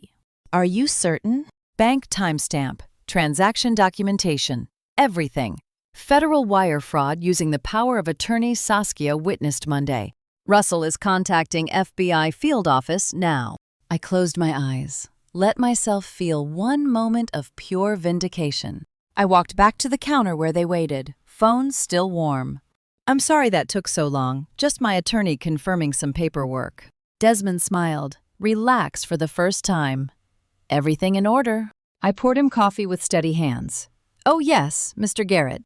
Everything is exactly as it should be. What he didn't know, in 20 minutes, federal agents would be knocking on his office door. The hunter had become the hunted. Hadley was crying again when she arrived at 8 o'clock, but this time the tears were angry. 10 hours since Desmond left the bakery. 10 hours since Russell confirmed FBI was building their case. Now my granddaughter stood in my doorway, face flushed, fists clenched. Grandma, I just left Dad's house. She pushed past me. He and Saskia were fighting about the building sale. I closed the door, heart pounding. What happened? Dad was looking at his bank accounts online. He saw something about the sale that didn't make sense. Hadley collapsed onto the couch. I was in the hallway. I heard everything. What exactly did he see? A $2.8 million wire transfer. Her voice shook. Except it didn't come from any account he controls. He kept asking Saskia why he didn't recognize the source. Wayne had found the fraudulent wire. My son, the one Saskia thought she'd manipulated, had noticed the wrong detail at the wrong time. What did Saskia say? Dad called her into his office, showed her the laptop with transaction details from today. Hadley wiped her eyes. He said, if this is my mother's building, why is $2.8 million moving through accounts I don't recognize? And Saskia said it was complicated escrow procedures, that he wouldn't understand the technical details. Hadley's voice turned bitter. But Dad kept asking whose money it was, where it came from. Hope flickered. Wayne was questioning. My son's instinct was telling him something was wrong. She got defensive, Hadley continued. Started saying you've been difficult and paranoid, that your memory problems were getting worse. The hope turned cold. She said that to your father. She said you've been calling her at weird hours, accusing her of things, making up conspiracies. Hadley looked at me with young eyes too full of adult understanding. She said you can't handle financial decisions anymore. I'd spent a week pretending to be confused and helpless so Saskia would underestimate me, never imagining she'd use that performance to turn my own son against me. Grandma, is that true about the memory problems? No, sweetheart. I've been pretending. There's so much I need to tell you. But first, what else happened? Hadley's expression darkened. Dad said he wanted to call you to verify details. Saskia lost it. Lost it how? She gave him an ultimatum. Hadley's voice dropped, mimicking Saskia. Choose, Wayne. Trust me, your wife who's protected your mother's interests for weeks, or trust that confused old woman who needed you to explain basic paperwork 3 days ago. The words hit like blows. Saskia had weaponized every moment of my performance, every fumble with reading glasses, every question, every tremor. How do you tell your granddaughter that you deliberately acted senile to catch a criminal, when that act might cost you your son's trust? Did your father answer? I asked quietly. Hadley's voice cracked. Grandma, Dad chose her. He told me he trusts Saskia. That you've been under stress and maybe the sale was too much for you to handle alone. He thinks she's helping you. I pulled Hadley into my arms, her whole body shaking. Over her shoulder, my phone lit up. Text from Adrian.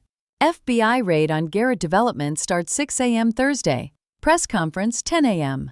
Wayne needs to know the truth before he sees it on the news. I had 12 hours to tell my son his wife was going to federal prison. At 3 a.m, I gave up trying to sleep and pulled out Lawrence's evidence portfolio one more time. The FBI raid was 3 hours away. Wayne had chosen Saskia over me. Desmond's wire transfer had cleared. Every piece was in position, except the one thing that would prove Saskia had been planning this theft for years, not months.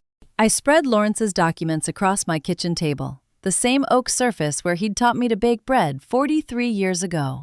Bank statements, property deeds, corporate filings. I'd memorized every page. But somewhere in this evidence was the proof I needed that Saskia hadn't stumbled into this conspiracy. She'd architected it. That's when I noticed the torn page. It was tucked between 2 bank statements, a corner of yellow legal paper with ragged edges where it had been ripped from a pad. The page was blank, completely blank, but the tear pattern was deliberate, careful. Lawrence never tore pages randomly. I held it up to the light. Nothing. Then I saw the indentations. Faint impressions pressed into the paper from whatever had been written on the page above it. I could barely make out the shapes, numbers, maybe letters. My pulse quickened. Show me again. Lawrence. I whispered to the empty kitchen. 30 years ago, when Hadley was Wayne's age. Lawrence had taught me a trick.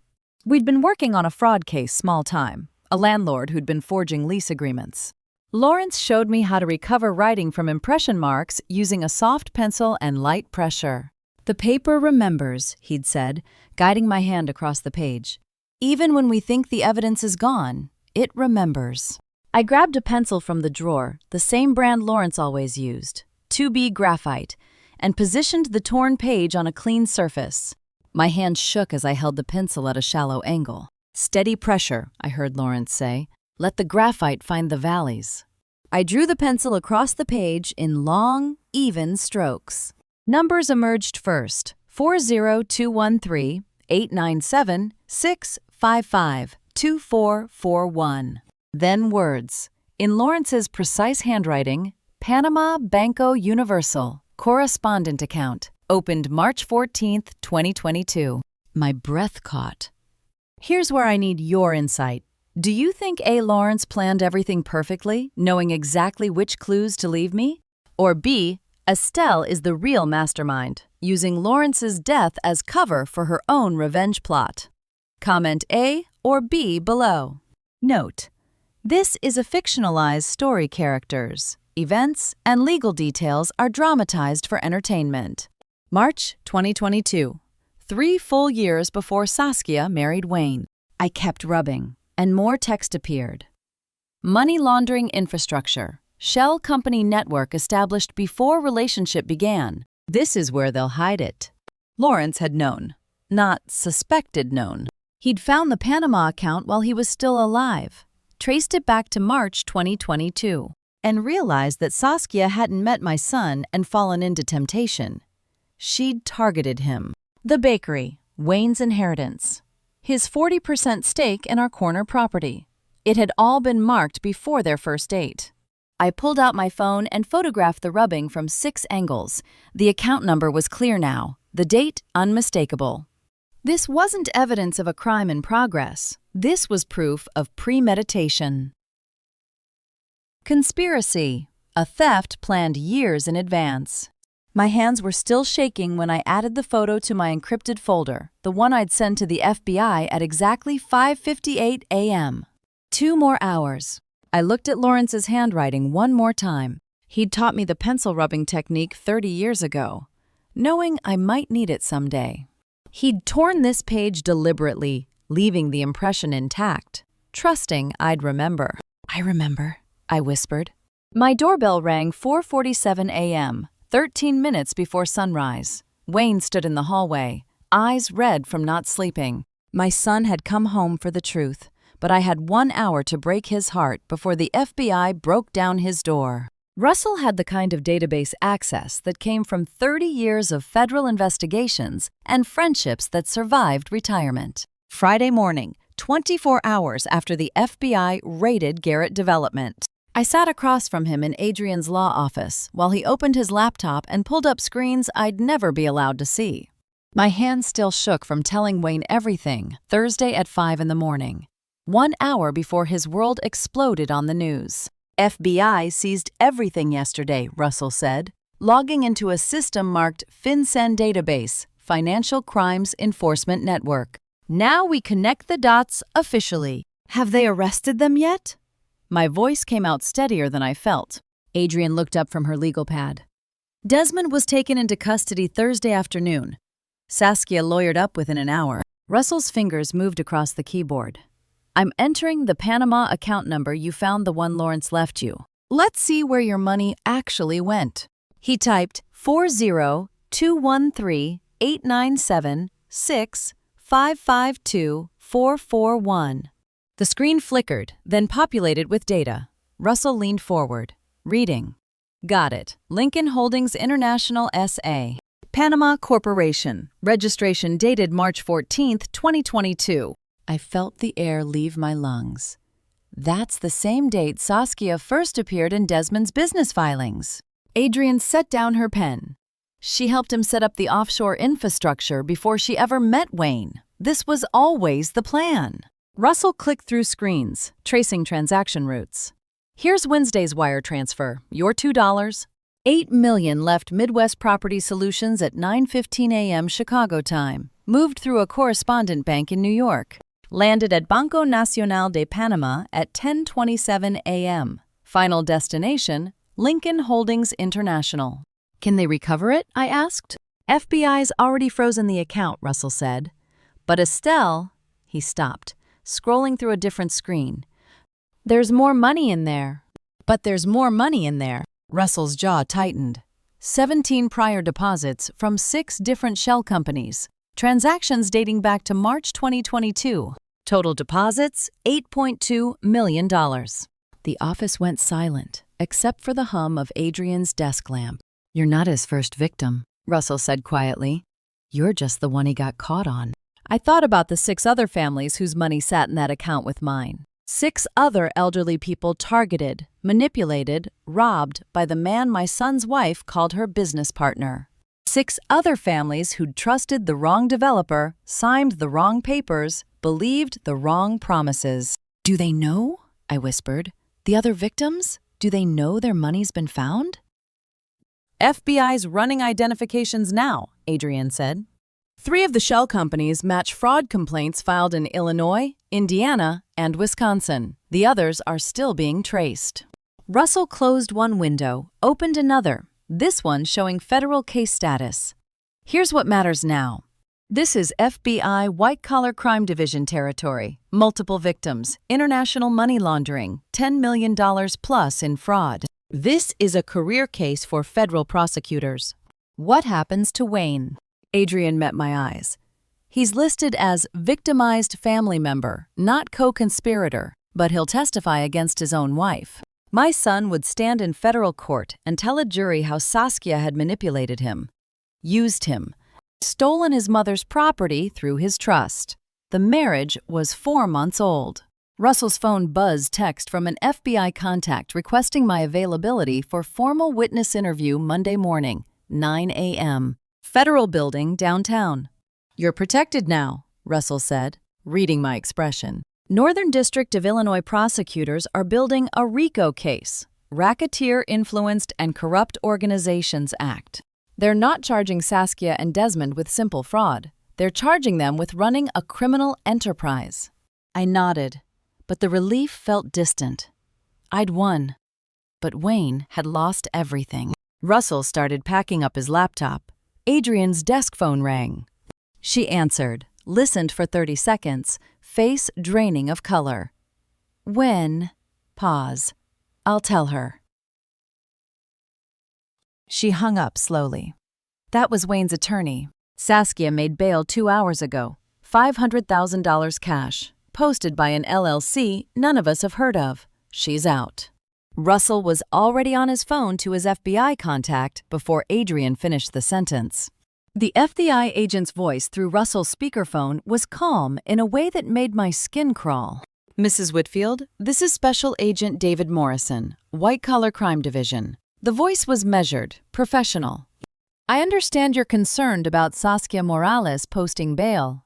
"She threatened to institutionalize me," I said. "She stole everything my husband and I built. And someone just paid $500,000 to put her back on the street." "We're letting her think she's free," Morrison said. "Monitored release builds better cases than immediate arrests." Russell leaned toward the speakerphone.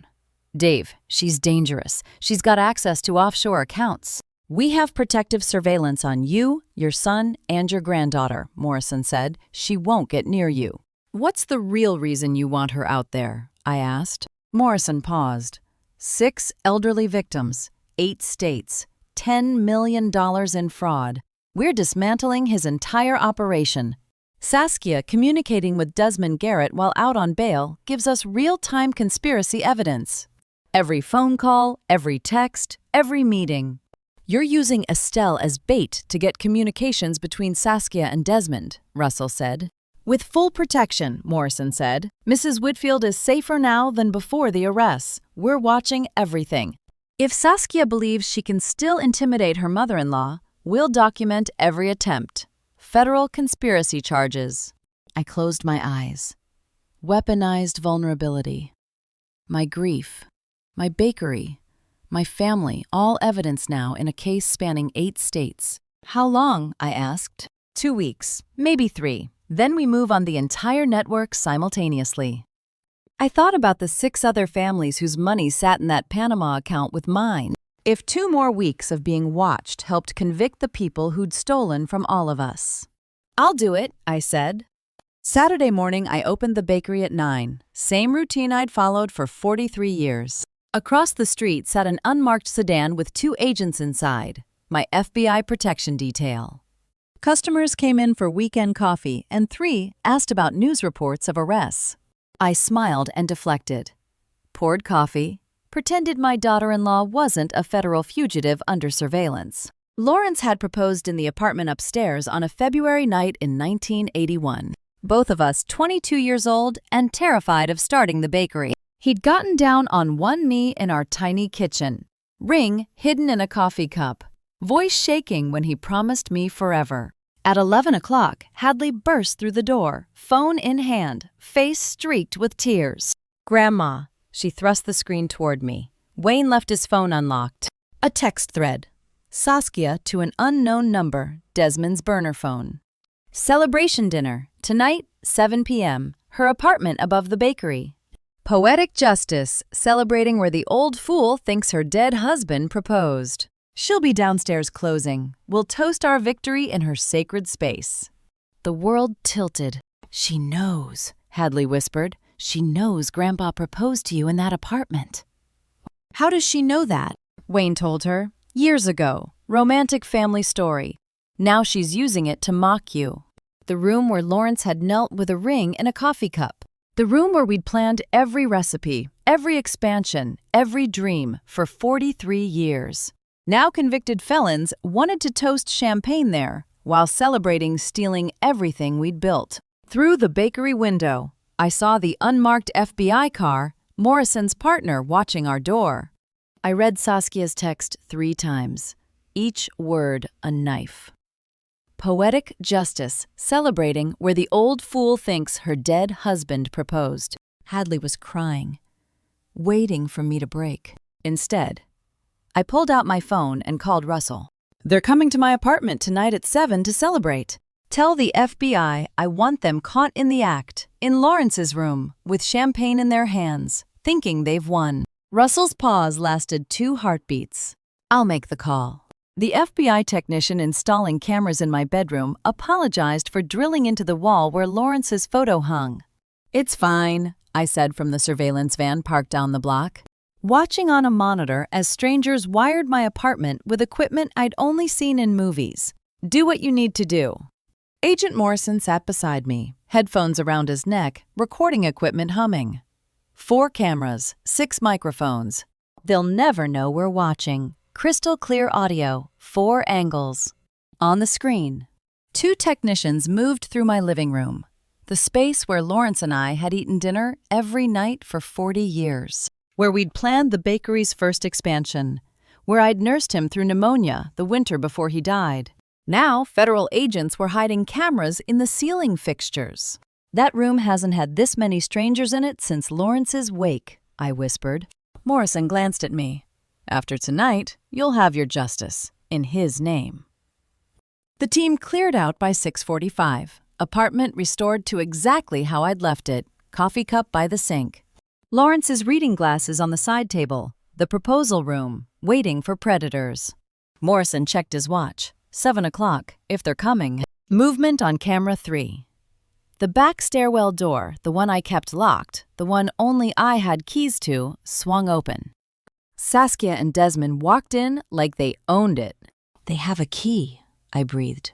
"How do they have a key?" Morrison leaned forward, fingers flying across the keyboard. "She must have made a copy months ago. Unauthorized access to your residence, add it to the charges." Saskia carried champagne expensive bottle, French label. Desmond closed the door behind them, smiling. "God, it feels good to be in this dump, knowing it's ours now," Saskia said, her voice crystal clear through the hidden microphones. Desmond laughed, setting down his coat. "The old woman actually signed everything. Easiest $3.4 million I ever stole." Morrison's hand hovered over the recording controls. "Keep watching. Let them bury themselves." Saskia popped the champagne in my kitchen, the cork hitting the cabinet exactly where Lawrence used to hang his bakery apron. She poured 2 glasses, handed one to Desmond. "To the confused old woman downstairs who made this so easy," she said, raising her glass. They drank. "Timeline worked perfectly," Desmond said. "Meeting you in 2022, researching the Whitfield family, discovering Wayne was weak-willed and lonely after his divorce. 3 years from research to payday." Saskia perched on my counter. "Wayne was pathetically easy. Single dad, desperate for someone to love him. I played the perfect girlfriend for 6 months before he even thought about introducing me to Mommy. And the mother-in-law performance," Desmond grinned. "Academy Award material." "Playing sweet daughter-in-law to that senile bitch was the hardest part," Saskia said. "Pretending to care about her dead husband's bakery legacy. Listening to stories about their perfect marriage. God, I wanted to scream." On the monitor, Saskia stood exactly where Lawrence had knelt 45 years ago to propose, drinking stolen champagne and calling me a senile bitch in the room where I'd said yes to forever. My hands were shaking. Morrison didn't tell me to calm down. "The nursing home paperwork is solid," Desmond asked, refilling his glass. Saskia nodded. "Signed, sealed. Dr. Brennan will certify incompetence for $15,000 cash. She'll be locked in the Gary facility by Friday. Can't interfere with final transfers." "Brennan's reliable?" Desmond asked. "Done it before for us 3 elderly marks. All successfully institutionalized under false cognitive decline diagnoses." Estelle disappears into the facility. Wayne gets emergency conservatorship. We liquidate everything before she can fight the transfer. 5. Make sure of the... Morrison's hand touched mine, not comfort, but signal it's time. He pressed his earpiece. Spoke quietly. Stand by. Full confession recorded. Elder abuse, fraud, conspiracy, money laundering. We have everything. On the monitor. Saskia laughed at something Desmond said. They looked happy, victorious, safe in the room they'd stolen. Morrison turned to me. Mrs. Whitfield, we have everything we need for federal prosecution. But you asked for a family meeting before arrests. Do you still want Wayne to hear this recording before we take them into custody? I looked at the monitor, Saskia laughing in Lawrence's room, Desmond's arm around her waist. Call my son. He needs to hear what his wife really thinks of his pathetic desperation for love. My hands shook dialing Wayne's number, knowing this call would end his marriage and break his heart. Agent Morrison watched from beside me in the surveillance van, monitoring the call on speaker. I forced my voice into the slightly confused, apologetic grandmother tone I'd perfected over 4 months of Saskia's manipulation. Wayne, dear, I'm sorry to call so late. Mom? Wayne's voice sounded distracted. Happy. What's up? My attorney says we need to finalize the building sale paperwork tonight. Something about tax filing deadlines. I let my voice waver slightly. Can you and Saskia come to the bakery? The dining room behind the kitchen. Just last signatures. Morrison gave me a thumbs up, whispered, perfect. Keep that confused tone. They'll think you're clueless. Tonight, Wayne asked. Mom, it's 8 o'clock. I know, dear, but Adrian insisted. The phone rustled. Saskia's voice came on, bright with barely contained excitement. Estelle, of course we'll come. Wayne and I are so happy to help finalize everything. Her tone was sugar-sweet, victorious. Do you need us to bring anything? She thinks this is it, I realized. She thinks I'm handing over the keys to her stolen kingdom. Just yourselves, I said quietly. My attorney has all the documents prepared. 15 minutes, Saskia said. We're leaving now. This is so exciting. The line went dead. Morrison met my eyes. She thinks she's won. She did win, I said, for about 3 hours. I walked from the van to the bakery, entering through the front door with my keys, moving through the dark kitchen to the small dining room behind it, the private room where our family had eaten Thanksgiving dinners, where Lawrence and I had hosted Wayne's graduation party, where we'd celebrated 40 wedding anniversaries. Adrian was already seated at the table, laptop open. Russell sat beside her, folders stacked. Agent Morrison took the chair nearest the door, FBI badge clipped to his belt, recording equipment positioned. When they see us, it's over, Adrian said. No more performance. Russell looked at me. Wayne deserves to hear the recording before the arrests. I know, my voice cracked. He needs to hear who he married. Morrison checked his laptop. Recording cued. The moment you're ready, we play it. I sat in Lawrence's chair at the head of the table, the same spot where he'd carved Thanksgiving turkeys and told terrible dad jokes, while Wayne grew from boy to man. The same chair where he'd announced the bakery was paid off, where he'd toasted Wayne's first girlfriend, where he'd held my hand during the hardest year of our lives, when Wayne's daughter was born premature. Now I sat in Lawrence's chair, preparing to destroy our son's marriage. Morrison dimmed the overhead lights to shadows. FBI arrest team positioned outside the back entrance, invisible, waiting. Everything silent except the hum of the bakery refrigerators in the next room. 8:23 p.m. Through the wall, I heard the back door open, their voices laughing, unsuspecting. 15 more minutes and we're... Saskia's whisper carried through the hallway. Footsteps approaching. Wayne's familiar walk. The slight drag of his left foot from the skateboard injury when he was 12. They stepped into the dim dining room, expecting an empty space with paperwork and pens. I flipped the light switch to full brightness. Wayne and Saskia froze in the doorway. Adrian sat perfectly still. Attorney, professional. Russell, retirement investigator turned federal witness. Agent Morrison standing now. FBI badge catching the overhead lights. Laptop screens showing surveillance footage paused on Saskia's laughing face in my apartment. Mom. Wayne's voice was small, confused. Why are all these people here? Morrison showed his badge officially. Mr. and Mrs. Whitfield, I'm Special Agent Morrison, FBI. Please sit down. Saskia's face drained white in the sudden brightness. Wayne looked from the badge to me to the laptop screens showing surveillance footage. Mom, what's going on? Saskia's hand shot to her purse, reaching for phone, or car keys, or escape. Agent Morrison's voice cut through the room. Mrs. Morales, don't move. Before we proceed to arrests, your husband is going to hear exactly what you and Mr. Garrett said in his mother's apartment 1 hour ago. He pressed play. Saskia's recorded voice came through the laptop speakers with crystal clarity. Wayne was pathetically easy single dad desperate for someone to love him. I watched my son's face change from confusion to comprehension to devastation. The recording continued, Desmond's laugh, and the Mother-in-Law Performance Academy Award material. Saskia's voice, playing sweet daughter-in-law to that senile bitch, was the hardest part. I married him to deliver the property Desmond couldn't buy legitimately. No. Wayne's whisper barely reached across the table. Saskia. Saskia lunged for the laptop. Russell blocked her. Don't touch federal evidence. Wayne, I can explain, that's out of context. The recording played through to the nursing home conspiracy. Dr. Brennan, $15,000. Gary facility, Friday deadline. Agent Morrison stopped playback. Adrian stood, power of attorney document in hand. Section 14, subsection C, she said. All transactions exceeding $500,000 require notarized co-signature from attorney of record. Wednesday's wire transfer totaled $2.8 million. It violated this clause. You can't, that's a technicality, Saskia started. You witnessed this document.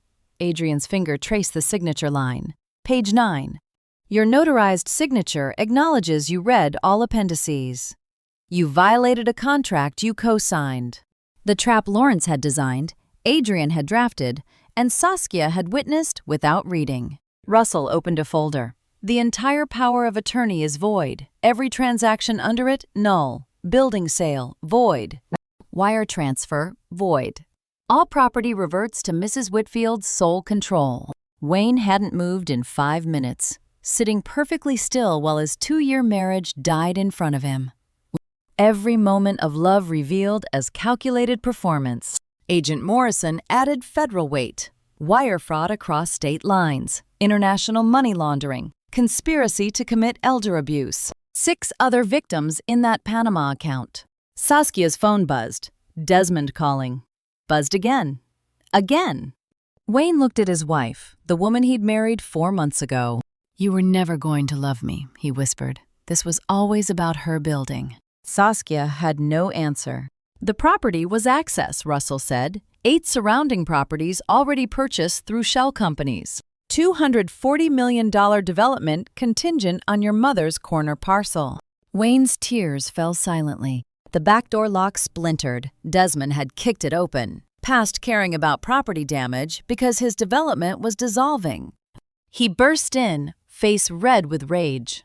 This is entrapment. You can't hide clauses in contracts to trap people. Agent Morrison's hand moved to his weapon. I remained seated in Lawrence's chair. Looked Desmond in the eye. No, Mr. Garrett, not entrapment. A contract you signed. That clause was hidden. Every word of that document was legally available to you. Your attorney should have read it. You chose not to. Adrian stood beside me. You thought you were stealing from a confused old woman. You didn't bother reading because you assumed she was too stupid to protect herself. That's not entrapment, that's arrogance. Desmond's face went white. Agent Morrison moved toward him, handcuffs in hand. Desmond Garrett, you're under arrest for federal wire fraud, money laundering, and conspiracy to commit elder abuse. Saskia stood, tried to run. Russell blocked her path. Saskia Morales, you're also under arrest. Wayne's voice cut through the room, barely above whisper. Wait! He looked at me, tears streaming. Mom, did you know when I brought her home for Christmas 2 years ago? Did you know? I looked at my son's devastated face and told him the truth. No, Wayne. I welcomed her as family. I never suspected until your father's evidence. Wayne's shoulders sagged with something like relief. Not that everyone had been fooled, but that his mother had been too. I loved her as my daughter-in-law, I said. I thought she made you happy. I never knew until your father's evidence appeared after he died. So we were both, Wayne's voice cracked. She fooled both of us. Yes, Agent Morrison cleared his throat. Mr. Whitfield, before we execute arrests, there's surveillance footage you need to see. From tonight. Wayne looked up. What? Morrison turned his laptop screen toward Wayne. We installed cameras in your mother's apartment this afternoon. 7 p.m. Saskia and Mr. Garrett entered using a key she'd copied without permission. He pressed play. The timestamp read 7:03 p.m. Saskia and Desmond walked into my apartment carrying champagne. The moment the door closed behind them, Saskia pulled Desmond into a kiss, deep, passionate, the intimate familiarity of lovers who'd been together for years. Wayne's breath stopped. No, the word came out strangled. Not in my mother's apartment. Not there. On the video, they broke apart. Saskia smiled up at Desmond. God, I missed you, her recorded voice said. 2 hours at family dinner felt like torture. Desmond laughed, pouring champagne. Once the old woman is institutionalized, we won't have to pretend anymore. The dining room door opened quietly. Hadley slipped in, moved to stand behind her father's chair, hands on his shoulders. Wayne stared at the screen, showing his wife kissing another man in the apartment where his father had proposed to his mother 45 years ago. The video continued. Saskia and Desmond toasted, drank, talked freely. And Wayne won't fight the nursing home placement, Desmond asked. Saskia's laugh was light, careless. He already thinks she's losing it. I've been planting seeds for months, forgetting conversations, misplacing things, confused about dates. He'll believe the diagnosis. I wanted to turn off the screen, spare Wayne from seeing more. But Agent Morrison was right. He needed to know the full truth before the arrests. Needed to understand this wasn't love that went wrong, but a crime that never was love at all. Wayne turned to look at Saskia, standing frozen beside Desmond near the doorway. You made me think my mother was going senile, he said quietly. You gaslit me about my own mother. Saskia opened her mouth. Nothing came out. On the video, Desmond asked about Dr. Brennan's reliability. Done it before, Saskia's recorded voice said. 3 elderly marks, all successfully institutionalized under false diagnoses. $15,000 cash per certification. Estelle disappears into the Gary facility Friday. We liquidate everything before she can fight transfer. Friday, Wayne whispered. 3 days from now. You are going to lock my mother in a facility in 3 days. The video showed them moving to my kitchen, the exact spot where Lawrence had knelt with a ring hidden in a coffee cup in 1981. Saskia pulled Desmond into another kiss, deeper this time. To the confused old woman downstairs, she said, raising her glass, to stealing everything she built. Wayne made a choking sound, stumbled backward into his chair. Hadley's hands tightened on his shoulders, tears streaming down her face.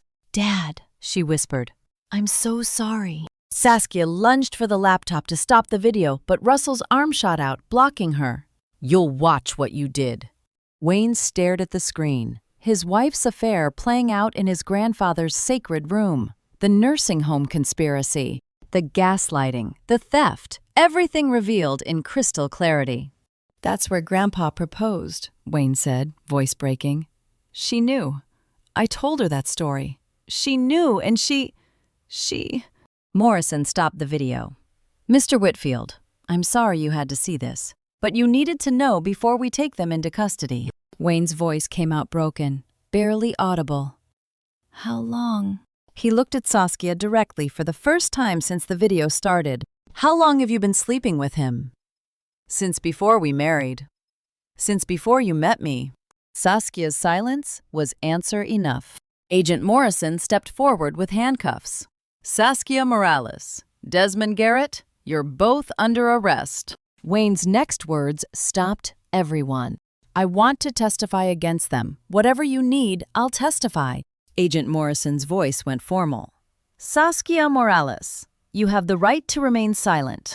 The dining room door opened. 2 more FBI agents entered. Agent Chen, a woman in her 30s from the Financial Crimes Unit, and Agent Burke, a man in his 40s handling asset seizures. Both carried evidence bags and arrest documentation. Morrison finished the Miranda rights. Federal wire fraud across state lines. International money laundering through Panama. conspiracy to commit elder abuse, RICO violations, combined exposure 40 to 60 years federal prison. "I want my lawyer," Desmond said. "Don't say anything, Saskia." "You'll get your phone call at processing," Morrison said. Agent Chen moved toward Saskia with handcuffs. Saskia turned to Wayne, tears suddenly streaming. "Wayne, please. Your mother turned you against me. She's always hated me. She did this. She set a trap because she never thought I was good enough for you." Wayne stared at her silently. "Your mother destroyed my family." "You plan to institutionalize her Friday," Wayne said quietly. 3 days from now. I heard you say it." Saskia's tears dried instantly. She turned to me, venom replacing manipulation. "You ruined everything. You destroyed my life because you're a bitter old woman who—" "Ma'am, turn around," Agent Chen said. I watched Saskia try one last manipulation on my son, weaponizing tears she'd perfected over 3 years, and saw Wayne's face remain stone. The spell was broken, finally and completely. Agent Burke approached Desmond with handcuffs. Desmond pulled away. "I have attorneys at Sullivan and Cromwell on retainer. You have no idea who you're arresting." "We have warrants for all 8 properties in your block assembly," Russell said. $14 million in seized assets as of 1 hour ago. Desmond's face went pale. "You can't. The development rights—" "Also frozen," Russell said. "Your $240 million project is dead." Agent Burke secured handcuffs on Desmond's wrists. Agent Chen did the same to Saskia. Wayne's hand found mine under the table. Squeezed once. His first physical contact with me in the 2 hours since this nightmare began. Hadley stepped forward, voice shaking but determined. "Agent Morrison, I have another recording from last Thursday." Everyone turned. Saskia talking to Desmond about the nursing home. "I recorded it accidentally while studying. I didn't know what it meant then, but I want you to have it." Morrison took the phone, pressed play. Saskia's voice, dated 4 days earlier. "Dr. Brennan confirmed Friday transfer. Gary, facility ready. 15,000 cash drops Thursday night." Desmond's recorded voice.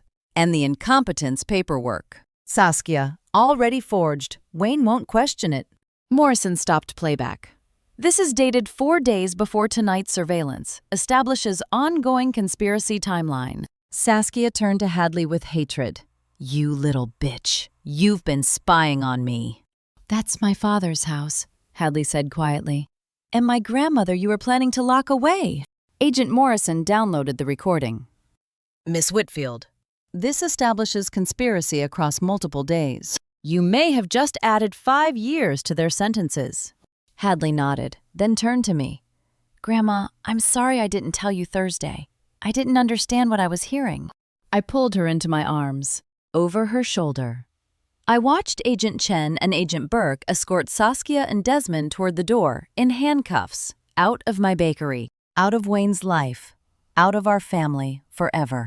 The dining room felt impossibly quiet after the FBI left. Just the 4 of us, Wayne, Hadley, Adrian, and me, surrounded by evidence of betrayal. Adrian pulled out one final document from her briefcase. "There's something else you need to see." She laid Michigan court records on the table. The header read, "People of Michigan versus Saskia Elena Morales." "November 2018 conviction," Adrian said. "Mortgage fraud in the 3rd degree targeting an elderly homeowner in Grand Rapids. Same pattern as what she attempted here. 18 months probation, $15,000 restitution." Wayne stared at the document. His finger traced the conviction date. "We met in 2023, he whispered. "She'd been a convicted felon for 5 years when she started dating me." "That's why she changed tactics," I said quietly. "She learned from getting caught. She got smarter, more patient." Adrian nodded. "The 2018 scheme moved too fast. She tried to defraud the victim in 6 months and got caught. But with you, Wayne, she spent 3 years, married you, integrated into your family, built a cover story. She studied what went wrong the first time and perfected her approach." Wayne's hands were shaking. I thought she loved me." "She studied what went wrong in Michigan." Adrian continued. Then she found you, single father, inherited property, recently widowed mother. Perfect target. You weren't unlucky in love. Wayne, you were systematically targeted by an experienced predator who'd refined her craft. Even seeing the surveillance, Wayne's voice cracked. Part of me thought maybe there was some love underneath the… Wayne, you were a mark, Adrian said gently. From the first conversation, you were a case file to her. Wayne stood abruptly, chair scraping against floor. He walked to the window, stared out at the dark street. I chose her over you, he said to his reflection. When Hadley showed me the bank transfers, when you tried to warn me, I chose her. Adrian quietly gathered her documents and stood to leave. This wasn't attorney-client confidentiality anymore. This was a family knitting itself back together from threads a criminal had tried to unravel. I defended her to you, Wayne continued, voice breaking. I told Hadley you were being paranoid. I watched my wife plan to lock my mother in a nursing home, and I almost believed it was for your own good. Dad, she manipulated you, Hadley said softly. That's what she does. Wayne turned from the window, looked at me directly. How can you even look at me? I failed you. I failed Dad's memory. I failed everything. I crossed the room to him. He tried to step back, but I caught his hands. Wayne, you loved someone who pretended to love you back. That's not your failure. That's your heart. Don't let her steal that from you, too. I'm so sorry. Mom, his voice broke completely. I'm so sorry I didn't believe you. I pulled him into my arms. He resisted for one moment, then collapsed into my embrace, sobbing like the child he'd been 40 years ago when he'd scraped his knee, when his first girlfriend broke his heart, when his father died. You were protecting your wife, I whispered, stroking his hair. That's what good men do. You just loved the wrong person. We all did. Through the wall, I heard the bakery's old pipes settling, the building breathing like it had for 45 years.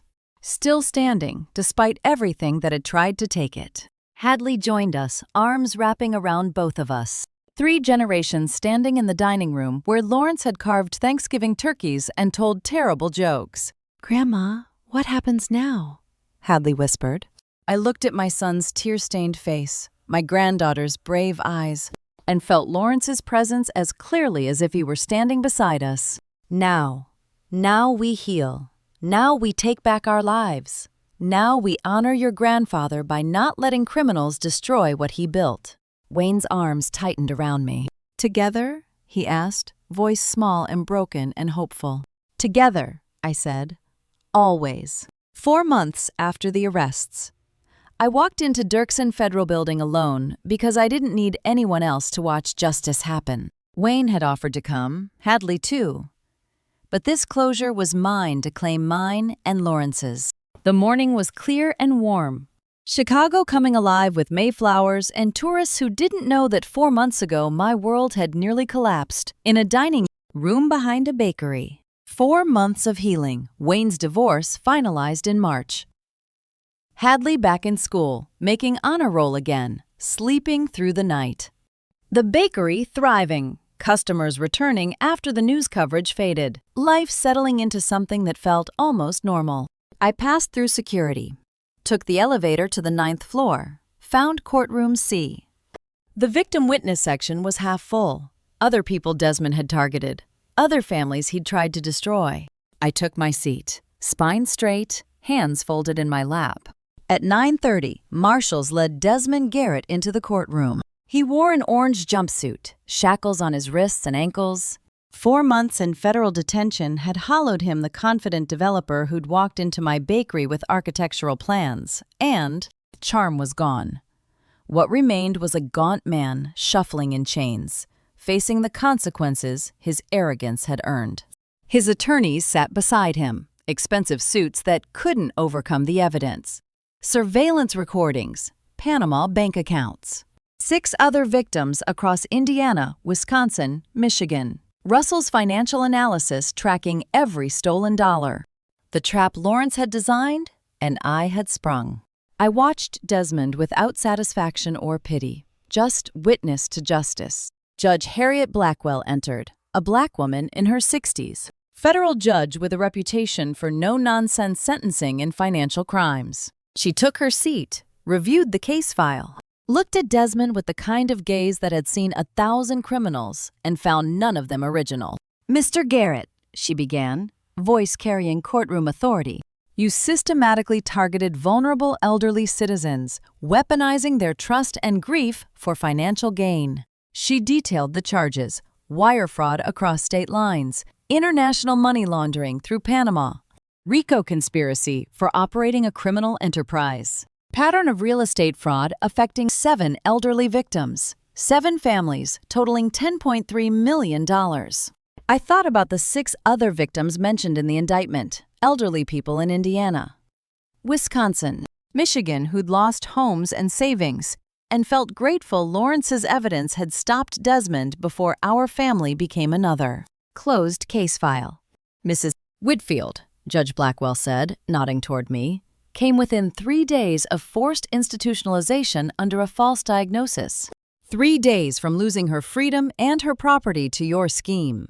Desmond's attorney stood, pleaded for leniency, spoke of remorse, of cooperation with investigators, of a man who'd made mistakes. Judge Blackwell was unmoved. "Your operation showed sophistication and premeditation over 5 years. You didn't stumble into crime. You built a business model around victimizing the elderly." She looked at Desmond directly. "This court sentences you to 12 years federal imprisonment. You will serve a minimum of 85% before parole eligibility. Restitution of $10.3 million to be distributed among your victims. Asset forfeiture of all properties acquired through fraudulent means." The gavel fell. Marshals moved to escort Desmond from the courtroom. He turned, tried to make eye contact with me. Perhaps apology? Perhaps hatred? Perhaps just the desperate plea of a man watching his freedom disappear. I stood, collected my coat, and walked toward the exit without glancing back. Leaving that courthouse felt like walking out of a long tunnel Lawrence had lit from the other side. His posthumous evidence, the torch that guided me through darkness back to daylight. Outside, May sunshine warmed my face. Chicago moved around me. Cars, people, life continuing as it always had. I was free. My phone buzzed. Text from Wayne. "How did it go?" I looked at the message, then up at Chicago's skyline, the city Lawrence and I had built our life in for 45 years. Typed back, 12 years. It's over. Coming home. Wayne's response appeared immediately. "Hadley and I are at the bakery. We're baking your mother's cinnamon roll recipe, the one you've been too busy to teach us. Time to start passing things down the right way." Wayne insisted on coming to Saskia's sentencing. He said he needed to see it end with his own eyes. "You don't have to put yourself through this," I told him in the car. "I can go alone, like I did for Desmond." "I need to see this," Wayne said quietly. "Need to know it's really over." "For you or for me?" "For Hadley, so she knows her dad didn't run from hard things."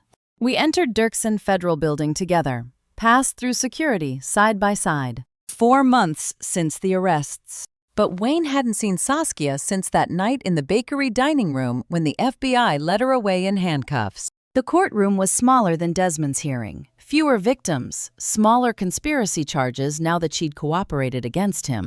We took seats in the victim witness section.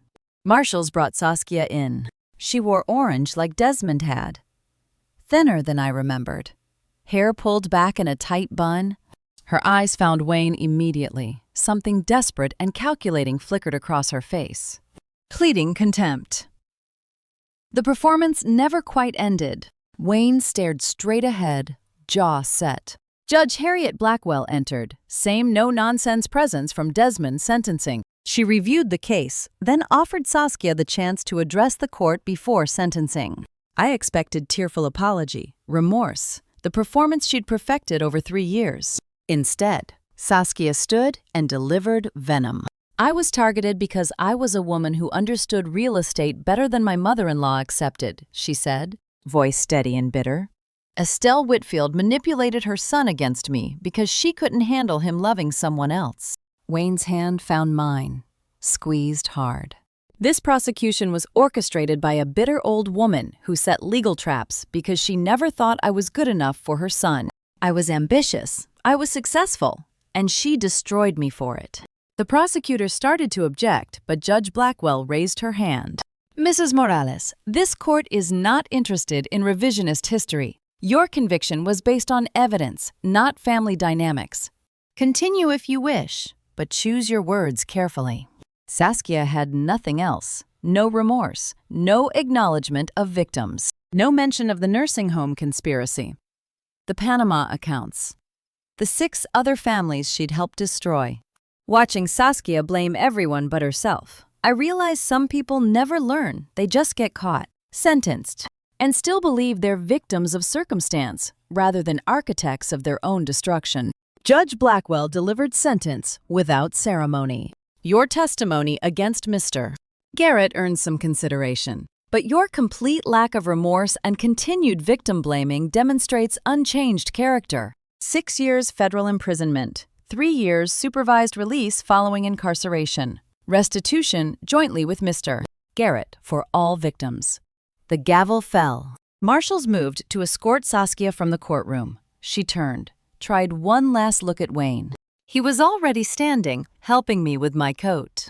It's done, he whispered. She's gone.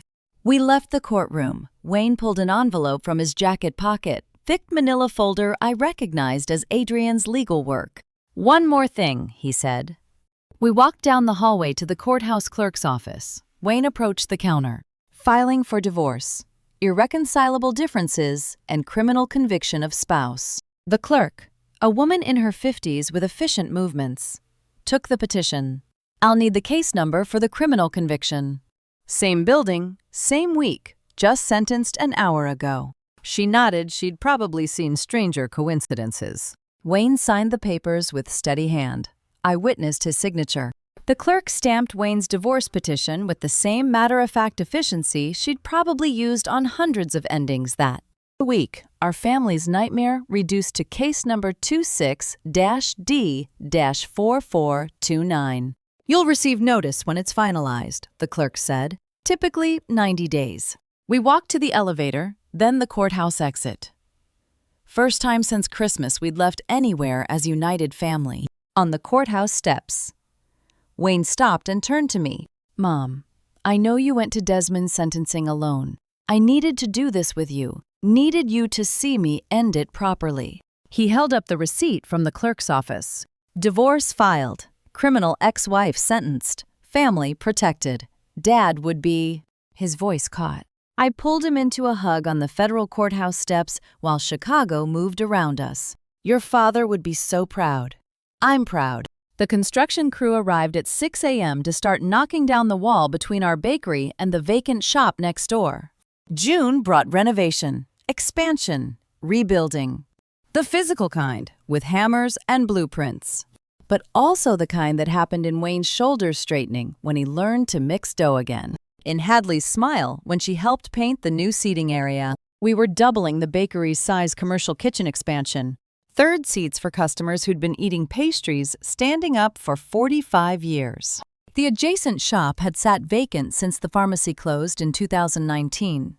Now it would become part of our legacy. Wayne worked alongside me, painting walls, moving equipment, relearning the business he'd neglected while Saskia manipulated him away from family. Dad taught me how to mix dough when I was 10, he said, she hands deep in bread mixture. I can't believe I forgot. You didn't forget, you just stopped paying attention. Now you're paying attention again. Hadley came after school, measuring windows for curtains. Grandma, can I help design the new seating area? Make it feel like Grandpa's still part of it. Your grandfather would love that. Neighbors stopped by bringing coffee, offering support. The community that had watched our family nearly break now watched us rebuild. Mid-June. I called a family meeting in the half-renovated bakery. Wayne and Hadley sat at the one table not covered in drop cloths. Wayne, your father left rental properties you never knew about, 27 units across Lincoln Square, managed by an outside firm. I want you to take over management, but with Adrian reviewing every decision. Wayne stared at me. Mom, after what happened, you'd trust me with that? Not blind trust. Earned trust. Transparent trust. Show me you can manage Lawrence's legacy properly. How much are we talking about? He asked quietly. Watching Wayne sand down the old bakery counter Lawrence had built in 1981, removing 40 years of wear to reveal the grain underneath. Felt like watching my son rediscover who he was before Saskia tried to reshape him. The portfolio is valued at $30 million, monthly income of about $80,000 after expenses. Wayne's face went pale. Saskia never knew. Your father kept his cards close. She found the bakery, the building, the obvious assets. She never found the quiet investments. Wayne took a full day to consider my offer, returned next morning with notebook, spreadsheet started, list of questions for Adrian. I'll do it, he said, but I want monthly reviews, not quarterly. And I want Hadley learning this with me, so she knows what our family really owns. Hadley looked up from her phone. I can help Dad, like an apprentice. More than help, Wayne said. You'll hold me accountable too. 3-generation oversight. I saw Lawrence in Wayne's face, the integrity that Saskia had buried but never destroyed. Late June, we sat in Adrian's office signing papers. The Lawrence Whitfield Scholarship Fund for Culinary Arts. Adrian read from the charter. Fully endowed at $2.8 million. First year will provide full scholarships for 5 students. The money Desmond and Saskia tried to steal recovered when the sale was voided, now paying college tuition for Chicago students. Pursuing hospitality careers. Dad never went to culinary school, Wayne said quietly. Learned everything from his mother and the bakery. Now he's sending kids to school. Hadley asked if we could put Grandpa's picture in the scholarship fund office, not the formal portrait, but the one of him covered in flour, laughing, teaching 8-year-old Wayne to knead dough. This is what Lawrence would have wanted, I said, turning something evil into something that helps families build futures. We signed. Wayne, Hadley, me, making Lawrence's name mean education and opportunity instead of marking theft. Adrian pulled out one more document. Estelle, this is the deed transfer officially putting the corner building in a family trust. Equal shares for you, Wayne, and Hadley, with ironclad provisions preventing any single person from selling without unanimous consent. She smiled. Lawrence set this up 2 weeks before he died. He knew you'd need it protected. Wayne's eyes filled. Dad knew. Even then, he was protecting us. The grandfather clock chimed 5 a.m., and for the first time in 7 months, I didn't flinch at the sound. July morning. I unlocked the bakery door, turned on lights, breathed in the familiar scent of flour and old wood. 6 months since Saskia first pressured me to sign. 1 month since the scholarship fund. The grandfather clock ticked steady in the corner, Lawrence's wedding gift 45 years ago. Still keeping time like he'd promised it would. I started the ovens, pulled out ingredients for cinnamon rolls. My mother's recipe passed to me, passed to Lawrence, now passing forward again. The routine felt different now. Not lighter exactly, but cleaner. No hidden agendas. No manipulation disguised as family concern. Just bread rising and coffee brewing and another dawn over Chicago. At 5:30, keys rattled in the back door. Wayne. He came every morning now without being asked, arriving before sunrise to relearn what he'd forgotten during the years Saskia pulled him away. Recipes, techniques, management decisions he'd neglected while his wife maneuvered him like a chess piece. "Morning, Mom," he said, tying on an apron. "Coffee's ready." We worked in comfortable silence, the kind that comes from 40 years of knowing someone's rhythms. Wayne measured flour for bread dough while I shaped cinnamon rolls. His hands moved with more confidence now, muscle memory returning after 20 years of disuse. At 6, Hadley arrived for her summer bakery shift, hair pulled back, ready to learn. Wayne waved her over to his workstation. "Your grandpa taught me this fold when I was your age. I forgot it for 20 years. Don't make my mistake." He demonstrated the technique, the Whitfield fold. Lawrence called it. A specific way of working dough that created the perfect texture for our signature sandwich bread. "Why is it called the Whitfield fold?" Hadley asked. "We can find them's watching carefully." "Because Grandpa invented it," Wayne said. "And now you're learning it properly, with witnesses, so no one can ever pretend they don't know who we are. Watching Wayne teach Hadley the way Lawrence had taught him, patiently, transparently, with love instead of hidden agendas, I realized the conspiracy hadn't just failed to steal our building, it had failed to steal who we were. At 6 a.m., I unlocked the front door.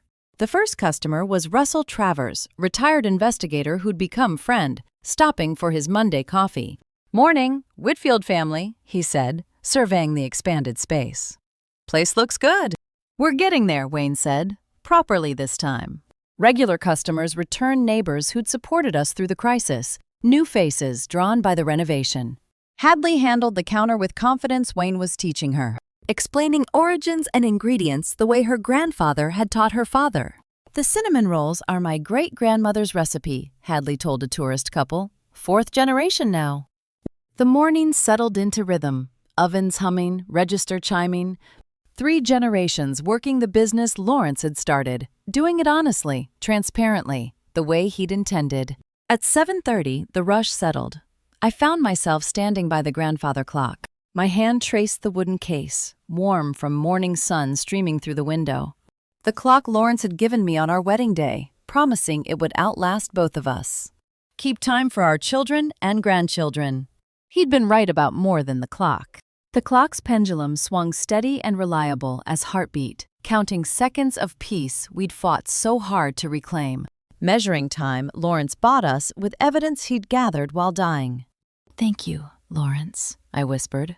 "You saved us, even after leaving." Wayne's hand touched my shoulder, not interrupting, just sharing the moment. "He knew, Mom. Somehow he knew we'd need protecting, and he made sure we had what we needed." The clock chimed 8 a.m., its sound filling the bakery, where 3 generations now stood together, unbroken. The new bronze plaque beside the bakery door read, "Lawrence Whitfield, 1958 to 2025. Husband, father, baker, protector." Late July afternoon, 3:30, and I stood on the sidewalk studying the memorial Wayne and Hadley had installed that morning. The word protector caught sunlight, gleaming like the evidence he'd left me hidden, but discoverable, waiting for the moment I'd need it most. A dedication ceremony started at 4. Neighbors would gather, share memories, toast Lawrence's legacy. But I'd arrived early for this moment alone, this conversation with the man who'd saved us from threats he never lived to see. "You knew," I whispered to the plaque. "Somehow you knew I'd need protecting, and you made sure I had everything necessary." The conspiracy had taught me lessons I'd never wanted to learn. Never underestimate an elder's silence.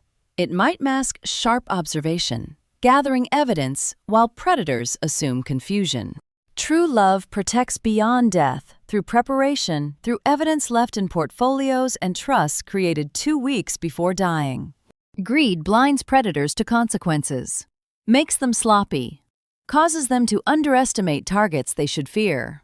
And family bonds, once broken and repaired, strengthen. Like bones that heal, the fracture line becomes the strongest point.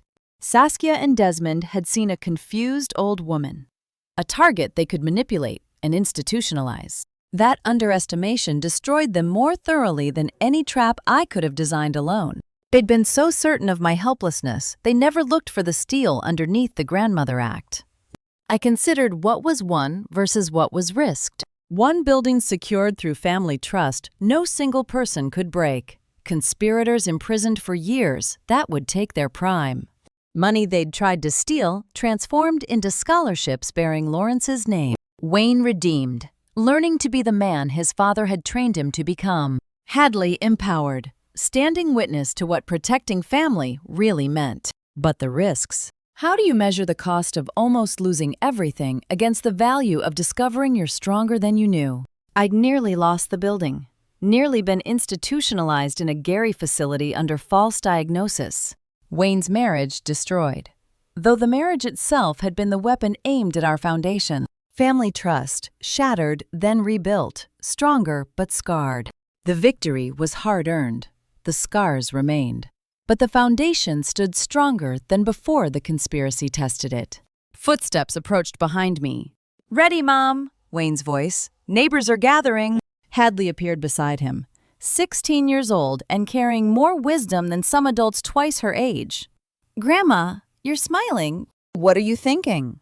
Just remembering what it cost them to underestimate a grandmother. That's always an expensive mistake. Wayne smiled genuinely now, not the hollow performance he'd worn during Saskia's years. 12 years for Desmond, 6 for Saskia. They're paying it. They paid the moment they assumed I was too old to fight back. The dedication ceremony filled the sidewalk with neighbors, customers, friends who'd supported us through the crisis.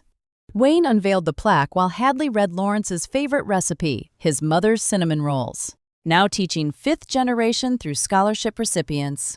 I stood watching 3 generations of legacy, protected not by lawyers or laws, but by love that prepared, observed, and refused to be underestimated.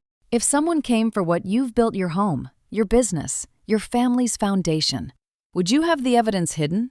The allies positioned, the strength to fight back when they thought you were too old to matter. Saskia and Desmond rotted in federal prison, thinking they'd targeted a confused old woman. They'd actually targeted a grandmother. And grandmothers don't lose. We just wait, watch, and win when you're not paying attention. That's how you protect a legacy, with patience, evidence, and the quiet strength of knowing exactly who you are. And to you listening to my story, remember this: underestimating someone's strength because of their age is always an expensive mistake. Looking back, I wish I'd seen the signs earlier. I wanted so badly to welcome Saskia into our family that I ignored the small moments that didn't feel right. The way she steered Wayne away from family dinners. How she always had answers ready before questions were asked. Don't make my mistake. Trust your instincts when something feels wrong, even if it's someone you love. Questioning the lesson isn't just about protecting property or business.